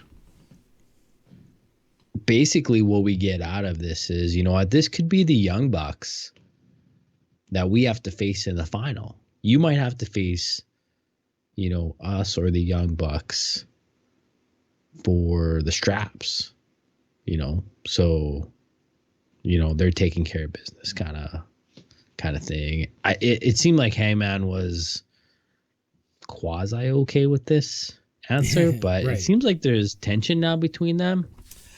Yeah, I thought. Well, because they had all buried the hatchet, right? FTR brought the chocolate milk for Kenny and the Bucks. Hangman, they cheers the beers and all this stuff, and it seemed like the six of them were all good. And yeah, I think FTR's kind of answer to this is like, we can't be friends with everybody, because we have an agenda, and that's going to be the belts and stuff like that. So I think that's how they tried to explain that this is why we attacked the Rock and Roll Express and whatnot. So yeah, Hangman visibly confused of why and whatnot, but yeah, he totally kind of just takes the answer as okay. But yeah, there definitely is some tension there now, and I think Hangman just out on an island by himself right now, because he's tension with Kenny. Now he's got tension with his Carolina boys and FTR, and yeah, I'm not sure where Hangman stands now. I've completely lost. I don't know where they're going with this story, but yeah, I feel you. All right, let's keep this show rolling and move on to the next matchup of the night. We got Darby Allin versus Will Hobbs. Will Hobbs getting another moment on Dynamite here, just to job out to a very much smaller guy. Kind of feel bad for Will Hobbs here, but he makes it look good, I guess. He took the Superman punch from Orange Cassidy 1, 2, 3 in about 10 seconds, and we get a little bit more of a match here with Darby, but essentially Darby goes over. What did you think of this quick little match? I wouldn't call it a squash match, but it was a pretty short one. Yeah. And I think we've said it now for a third or fourth time in this episode that it's not even about the match. This is all about the after the match stuff. Which is Taz, after the match is over and, Darby Allin's got his hand raised, Taz is up on commentary. He puts the headset down, grabs a microphone, and says, "Hey, Darby, there's a new member of," what did he call it? The Taz Clan, or what did he? He had a name for it. Taz Collective. I think it's probably Taz Collective. The Taz Triangle. And, so oddly enough, this guy's name's Darby too. And then Darby's music hits, and it's Ricky Starks with Darby makeup on, and he comes out with a skateboard, and probably the best Darby impression I've ever seen. Ricky freaking nailed it. Yeah, if we haven't been gassing up Starks enough on his promos, this one takes it up another level. He even had the mannerisms. Yeah. Just the way he kind of hands his head. If you haven't watched this episode of Dynamite, here's one thing you got to watch it for is this promo. Right. And he stays in character too. Yeah, you did a really good job. For the whole time. You did a really good job. But essentially, this is all just a distraction. Brian Cage comes from behind and knocks out Darby with the absolute worst belt shot in the history of professional wrestling. I cannot stress this enough. He botched this so bad. He must have done arms today. He was a in his little workout tired or because something. Yeah. I don't think he even lifted the belt up. I don't think he hit him in the head. It was bad. It was just bad. I think he like kind of second guessed himself on how he was gonna hold the belt, but get Darby's attention and turn him around, and then he had to like go back, get the belt. Darby just ran into it. I mean, it was just bad, and I can't. It was all Brian Cage's fault because there's better ways to do it. There's better ways to do it. It is what it is. So Darby's down. Starks gets in the ring. Skateboard shot to the gut. Knocked him out. And I mean, I can only assume that's going to be Starks versus Allin in one-on-one action at All Out. And that's going to be an epic match, I think. Yeah, especially after the whole skateboard incident and that. And I really hope that Starks brings his game if they are going to have a match or when they have a match. Because it's probably inevitable, right? We should mention that Starks attempts to do a coffin drop, but I think he had a little bit of I don't even know. I don't want to be disrespectful, but he was scared. He was scared to go to the top rope and take a back bump because he barely took a back bump from the second rope. And yeah, the coffin drop just looked bad. I was gonna razz him a little bit more, but I decided I couldn't say it politely enough for YouTube. But Taz, I gotta give Taz credit here. He totally saves it. He totally saves Starks here, and you see, doesn't even need to go to the top rope. That's how awesome this guy is, and gasses him up. Yeah, he's so badass. He's so badass, and he does it from the second rope. I mean, if he's that badass, just do it from the first rope. Like, Jesus Christ. Like, I don't get it. Yeah. So, botched belt spot with the botched belt from a botched wrestler, and then we get a botched coffin drop. I think their little faction should be called Botch Club. Because Taz botches his words all the time, too. All right, let's move on. Keep it going. This was the Sammy spot that we mentioned earlier in the night. We were watching the TSN Direct. We weren't watching this on TSN, so we kind of had access to the American feed. I finally get to see a Sammy picture-in-picture spot. It was good. This was probably one of the better ones because it had story written all over it. Why don't you tell us about this? Absolutely. Yeah, so Sammy comes out and he's doing another cue card promo for or about Matt Hardy. So it starts off, Dear Matt, I want to say I'm sorry. I'm sorry I put you out. I'm sorry you can't catch ... chairs. I like that. And then he's laughing about it or whatever. Then he throws that card away, and then the next card looks different, right, than we've seen before. It has red writing, and it's not the same. What's that? The font was a little bit different. Yeah. The writing wasn't the same. So on this one, it says, I'm sorry, Sammy is an idiot. Now, Sammy flips his card, but he doesn't look at it. He's still kind of smiling and laughing, and then he throws that card away and it says, Sammy is about to be ... Throws that one away, and then it says broken. And right there, we know something's going to happen. Right. And it's obvious that Sammy doesn't realize that these aren't his cards that he's working with. Right. It kind of reminds me of the Wayne's World spot where he's showing the cue cards and it's razzing his guest. This man blows goats and all this stuff. And I think Edge and Christian and Kurt Angle did something similar when Kurt Angle was trying to be friends with Edge and Christian, but they didn't really want to be friends with Kurt Angle because he was a dork. And so they like pander to him, and they're like, hey, yeah, look at this picture of us, winning the match. And then there's a writing on the back of the picture, and Kurt Angle's just like, oh, wow, yeah, this is a great picture, but it's like, this guy's a doofus or something like that. Like, we've seen this kind of bit before. So, yeah, it was really clever that, like, Sammy played it up like he doesn't know what's going on because he's just assuming these were his cards that he wrote out. And then we get the big reveal. Consider him ... And then this is when Sammy clues in that something's wrong here. And he did really well, like, slow revealing the next card. Deleted. And then, he drops the cards, looks around, and the beatdown begins.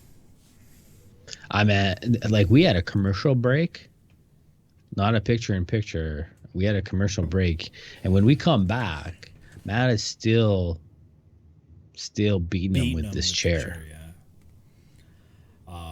It was a pretty brutal attack, which I liked because it plays into what Matt Hardy's been doing lately. He's going through this, much like Kenny, he's kind of going through this transformative time where he doesn't want to be broken anymore. He doesn't want to be Big Money Matt. He doesn't want to be version 1 Matt. He doesn't want to be Team Extreme Matt. He wants to be Matthew Hardy, but he's obviously fighting this transformation, and it's creating this different angle for his character, which I've been enjoying. And it's almost this loose cannon type character, and he really gets unleashed here. Beating Sammy with the chair, and then tosses him off the stage through that tiny little timekeeper's table. Man, that was a crazy spot.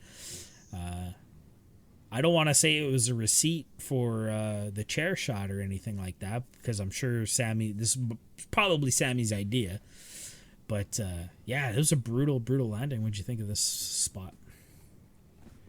Yeah, I think it needed to look brutal. Mm-hmm. I hope he's not hurt, but I think it needed to look brutal for the story. So really good job by Sammy here. One, like you say, probably volunteering to do this. It's probably his idea.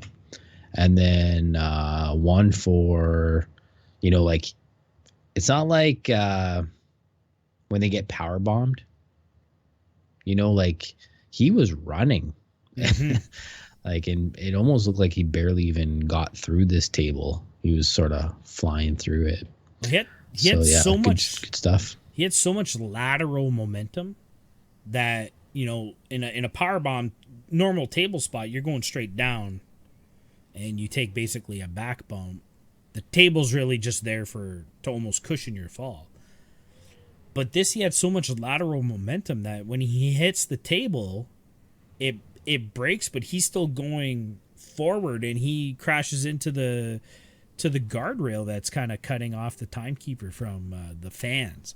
And it was brutal, and he does Sammy stuff, and he kind of flips through the air, and I think he landed pretty high on his back, and he's gonna have a sore neck tomorrow, I think. Yeah, for sure. But can't wait to see it on his blog. Yeah, for sure. It was very obvious that Austin Gunn was there filming for the vlog because he had his phone out and he was recording it. It's pretty obvious. All right, let's keep it rolling. There is as we came out of that, there was kind of a video promo coming. We had this real tight shot of a championship belt, and I noticed right away that it said the National Wrestling Alliance, which is the NWA. And I thought this was very interesting because I know the NWA is in some trouble right now, and I think Billy Corgan is trying to sell, if not already has, but I'm not sure the whole story. Maybe we'll have to research that for Breaking Kayfabe next week. But I know the NWA... I think ownership's been going back and forth, and okay, there's a struggle for control there. Right. Yeah, Marty Scurll is probably regretting signing with NWA right now, not AEW. But anyways, this was a really good promo, and it's revealed that it's Thunder Rosa, the current women's NWA champion, and basically accepting Shida's open challenge for the AEW championship. And is this match confirmed for All Out, or are we seeing this on Dynamite? I didn't quite catch that part. No, I think she said All Out. Cool. So, yeah. So, like, what do you think about having an all-out match, a championship match? Because she talked about having both these belts. Right. What do you think about having this match with someone who's not even on the roster? I mean, we've seen it before, with Warhorse challenging for the TNT Championship. Still no word on that he's confirmed for AEW, but it's not out of the realm of like I'm not worried about it being a wrestler from outside the company by any means, but it is interesting of what this means for the NWA. This is where I'm really intrigued. If this is a title match for the AEW Championship, shouldn't Thunder Rosa be put in the NWA Championship? Like, is this a belt? What do they call it in boxing? When they combine the two belts, unified. Is this a unifying championship match? Is Tony Khan, taking over the NWA? Are we going to get some of those NWA guys in AEW? This is kind of their slow build into that invasion.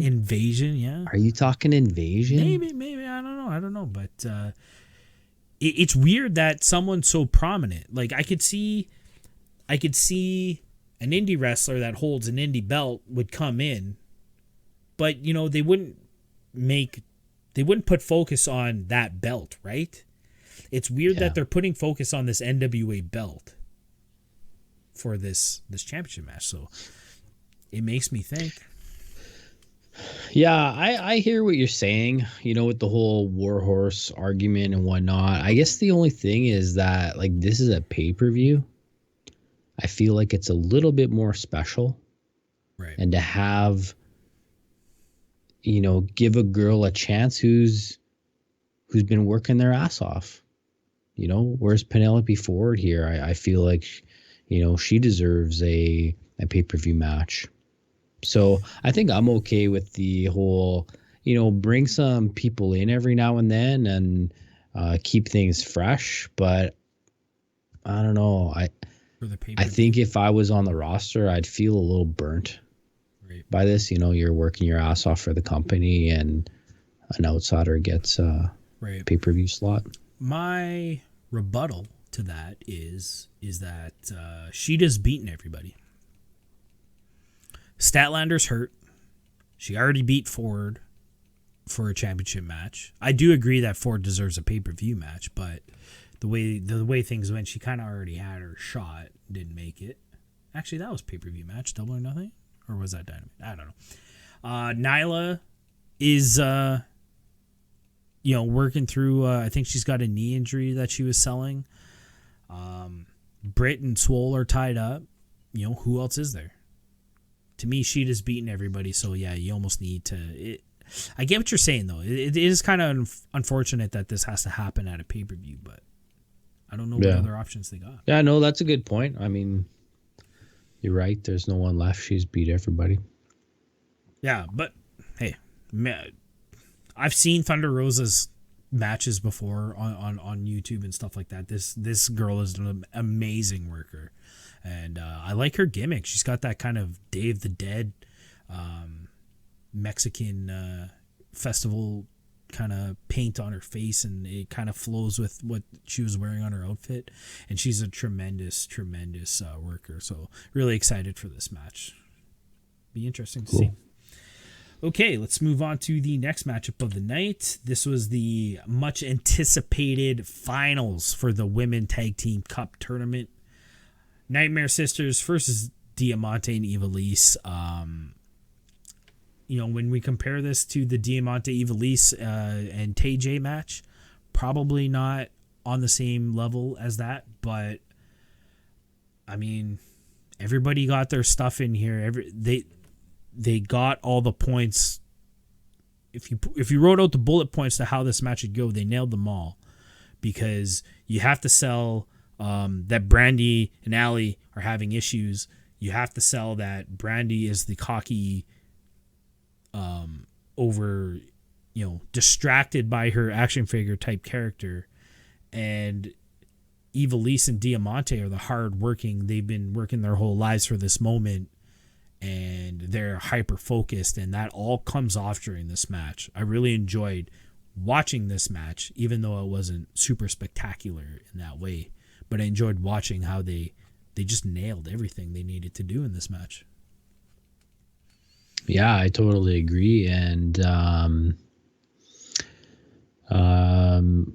I almost feel was a little bit robbed from the ladies, winning this match, in that it was kind of an interrupt. Right. They almost didn't win it clean.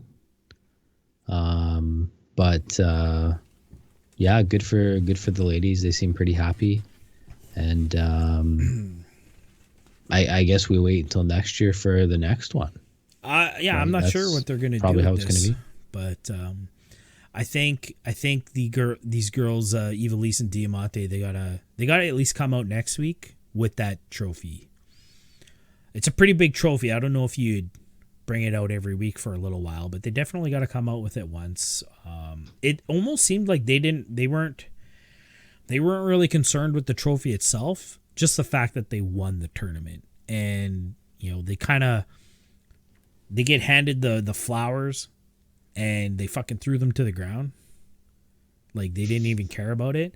And it makes me laugh, because that was something that the Mae Young Classic winner always got in the vanilla brand, is you got this big trophy, you were handed flowers. So I think this is just another shot at the vanilla brand from AEW. Nice and subtle. It's not right there out in your face like WCW used to do it, but it's definitely a shot to the vanilla brand, I think. But yeah. And it could also be too, like, just because we're ladies doesn't mean we need flowers. Exactly. We're warriors. Like, they seem like tough chicks. Yeah, we're warriors. We're here to fight. And yeah, I agree. I agree with that too. Yeah, it was a good match. Enjoyed it. Let's get right into the main event. The just the highlight of the night. Really, this match was.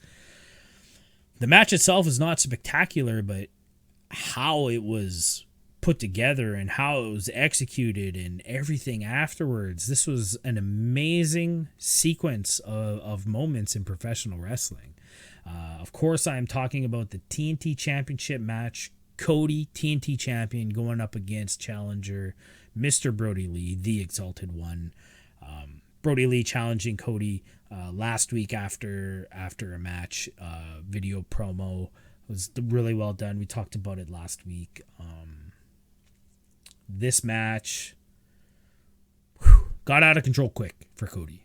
Let's just put it that way. Yeah, like, I want to say, would you say this was like the last half an hour of the show? Or a solid 25 minutes? It was 20 minutes itself for sure. Was only like 5. Right. It was a very, very quick match. This was a squash match by all accounts of the word. I don't think Cody got any offensive move in. He might have punched Brodie Lee once. Well, Cody started the match kind of on fire, and then it went outside, and from that point on, it was all Brodie Lee. Right. And I mean, when we say this was an ass kicking, like, we're talking Brock Lesnar on John Cena at SummerSlam. Ass kicking. Like, completely shocking. Would not have expected this in a million years, that this is how they booked this match. Not saying it was bad. Like, I like that Brodie Lee came off this strong and just absolutely wipes the floor with Cody. I like that. it makes Jon Moxley look even better coming out of that Double or Nothing match against Brodie Lee. Yeah, for sure. Because Jon Moxley kicks Brodie Lee's ass. So we have a new champion. We have a new champion, Mr. Brodie Lee, TNT champion. And while all of Dark Order's in the ring, they're all celebrating. And Cody is knocked the fuck out. He was selling the stiff arms and everything. Like, he was just like, he was out. And the medical crew's coming in. They're brought a stretcher out. I'm just annoyed that they didn't strap him in, but I get why they didn't later. Brodie cuts a promo on Tony Schiavone, basically saying that it's people like you who held me down for years is why Cody is sprawled out on the floor, embarrassed the way I took care of him. It is people like you, and basically tells him to get out of the ring. By this point, Cody's on the stretcher. He's getting wheeled out of the ramp, and Dark Order very quickly gets in behind him and stops the EMTs and the paramedics from getting him out of the ring area. Tell us what happened after that. Well, Arn Anderson turns around and sees that Dark Order has kind of approached them, and he starts throwing left jabs like it's his job. But Dark Order gets the upper hand, and I think they sneezed, and Arn Anderson goes down. So for how fired up Arn was, yeah, he did go down very, very easy. Yeah, because I haven't seen Arn that fired up since Starrcade '92. Let's just put it that way. But yeah, he goes down fairly easy. I mean, he is technically a senior citizen, so maybe he doesn't need to be getting powerbombed or anything like that. But I mean, they took him out fairly easy. Anyways, they focus their attention back on Cody, and Brodie basically just tips. Did he tip the stretcher, or did he kind of push it down the three little steps? I can't remember how all that went, but no, he flipped it. He grabbed it from the sides and lifted it over. Cody, I mean, I got so much respect for Cody. He was selling this so perfectly, and it was almost his lack of movement that just made it look so much more painful, because he's already in a neck brace. They had the oxygen mask on him, and he just kind of bumps this, and he's just kind of curled up on the steps. You don't even get to see his face. I mean, I gotta applaud the guy, man. He did it so well. Then he gets cracked with a black velvet bag. Right, yes. And it happened so fast that we didn't even know what it was at first. I saw the black velvet bag, and me being the, wrestling mastermind, if you will, something that you have graced my skills with, a moniker that you've gave me. What? That was me? Yeah.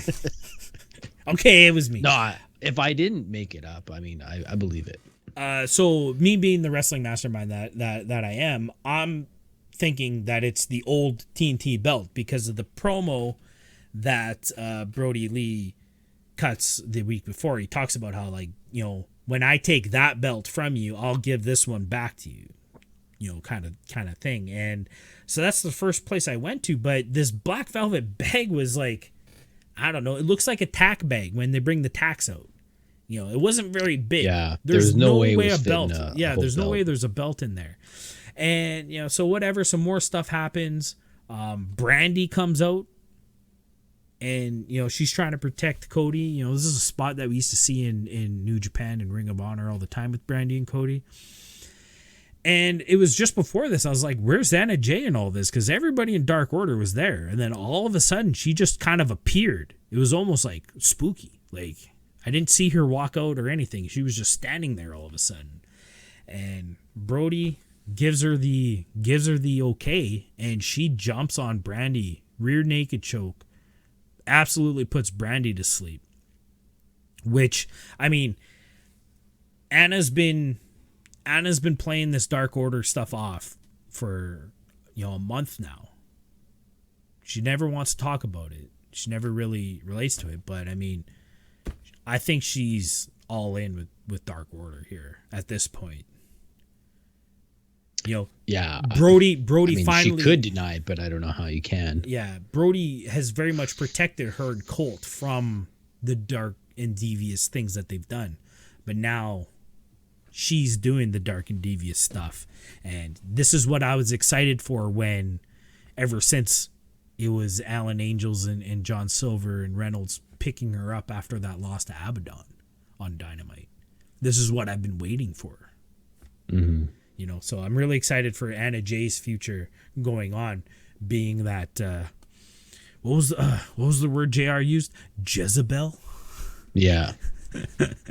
I mean, the segment already was so captivating. This was just the sprinkles on the ice cream, right? So to speak. Like, yeah, it was perfect. And then, just as we're about to fade out at the end of the show, out comes the black velvet bag again. Brodie Lee opens it up, and he sprinkles, no pun intended for what you just said, the old TNT belt. He had smashed it up, had all the plating in this bag. It was all smashed to bits. That's what he had hit Cody with and knocked him out again. I thought it was just clever. It was perfectly done. Yeah, much better than just handing him the belt, right? Yeah, for sure. Or just like laying it across his body. And the fact that he destroyed it, because Cody really defended that unfinished belt. If you remember, when everybody was, shitting on how terrible that belt looked, like, Cody really liked it. He loved that belt. And, I just think the whole thing is just destroying it, hitting him with it, and then sprinkling it over his lifeless body. It was so perfect. And then we fade out and the show's over. Like, it was such a great ending to a Dynamite episode. New champion. Yeah, and we said last week that AEW needed to bring a big show to compete with TakeOver. Right. Today. So it was a bit of a slower sort of beginning to the show, but man, the ending. Yeah. I'm sure the social medias and the Twitters and all of that were just going right about for sure. This. Just before we get into the closing of this week's episode, you mentioned AEW really had to bring it because they weren't going directly up against NXT's TakeOver, but they were on just before it. Every wrestling fan in the world had a chance to watch both shows uninterrupted, I guess you could say. Dynamite went a little bit long because they started late and all that stuff, but essentially you could watch both shows. And I just wanted to point out that, the frickin' Bryan Alvarez, that jabroni, he just had to post on Wednesday. Brad Alonso. Yeah, Brad Alonso. I know what you're talking about. I saw this too. So he's always there every Thursday to tweet out the ratings war between NXT and AEW, and I don't know. I think it's kind of gutless, but it was 663,000 to 0 this week, and all the WWE marks were like, AEW's dead, and then they had their fun with their jokes. But I think what the actual joke here is that with AEW not airing on Wednesday, NXT could only pull in 663,000 people. There was no competition, and they couldn't break 700. Like, what? The Smarks didn't think of that one, eh? Yeah, like, what's the real joke here? So I'm interested to see how well AEW does on a pay-per-view night and the competition. And we'll see what the buy rates were for NXT. I'm sure they're great. NXT is great. I like NXT. But, yeah. But you know what? Being that for a lot of people, this was a wrestling night, you know, they order NXT and whatnot. And why not watch AEW beforehand? Kind of like a, you know, warm up to the show. So I'm sure we probably had even better numbers than usual. Again, I say we, like we're part owners of the company, but I mean, I'm writing the show, so. Yeah, I'm expecting that there will be good numbers. I'm interested to see. You know, we got this Saturday show. We're going to have a Thursday show, a couple Thursday shows over the next little while. I'm sure TNT is paying attention, and I'm sure Tony Khan is paying attention too. If they get closer to that 1 million mark on a Saturday or a Thursday, maybe we see a night change coming from AEW. You got to go where the numbers are. Saturday night Dynamite. Well, I like the sounds of that. Saturday's always been wrestling night. You know, Saturday night's main event. You know, pay-per-views used to be Saturdays, I believe, before they changed to Sundays in the early 90s. To me, Saturday is wrestling night, right? Saturday night's all right for a fight. I'm pretty sure that was the theme song to Saturday Night Main Event at one point. I made that up. I don't know if that's true, but so yeah, we'll see. We'll see what AEW does, and I'm really interested to see what kind of numbers they pulled on a Saturday night. So exciting stuff. That was a big show. That one went long as always because, you know, we're just so captivated and we got so much to talk about. But thanks for sticking with us on this one. Don't forget to like, subscribe, leave your comments below on what you thought of this week's episode. Where do you think all these storylines are going leading into All Out? September 5th, 2020. We're about 2 weeks away from that. Big stuff. Anything you want to add?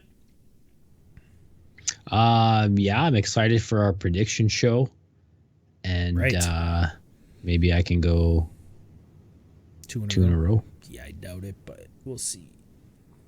I doubt it too, but no, it'll be all good.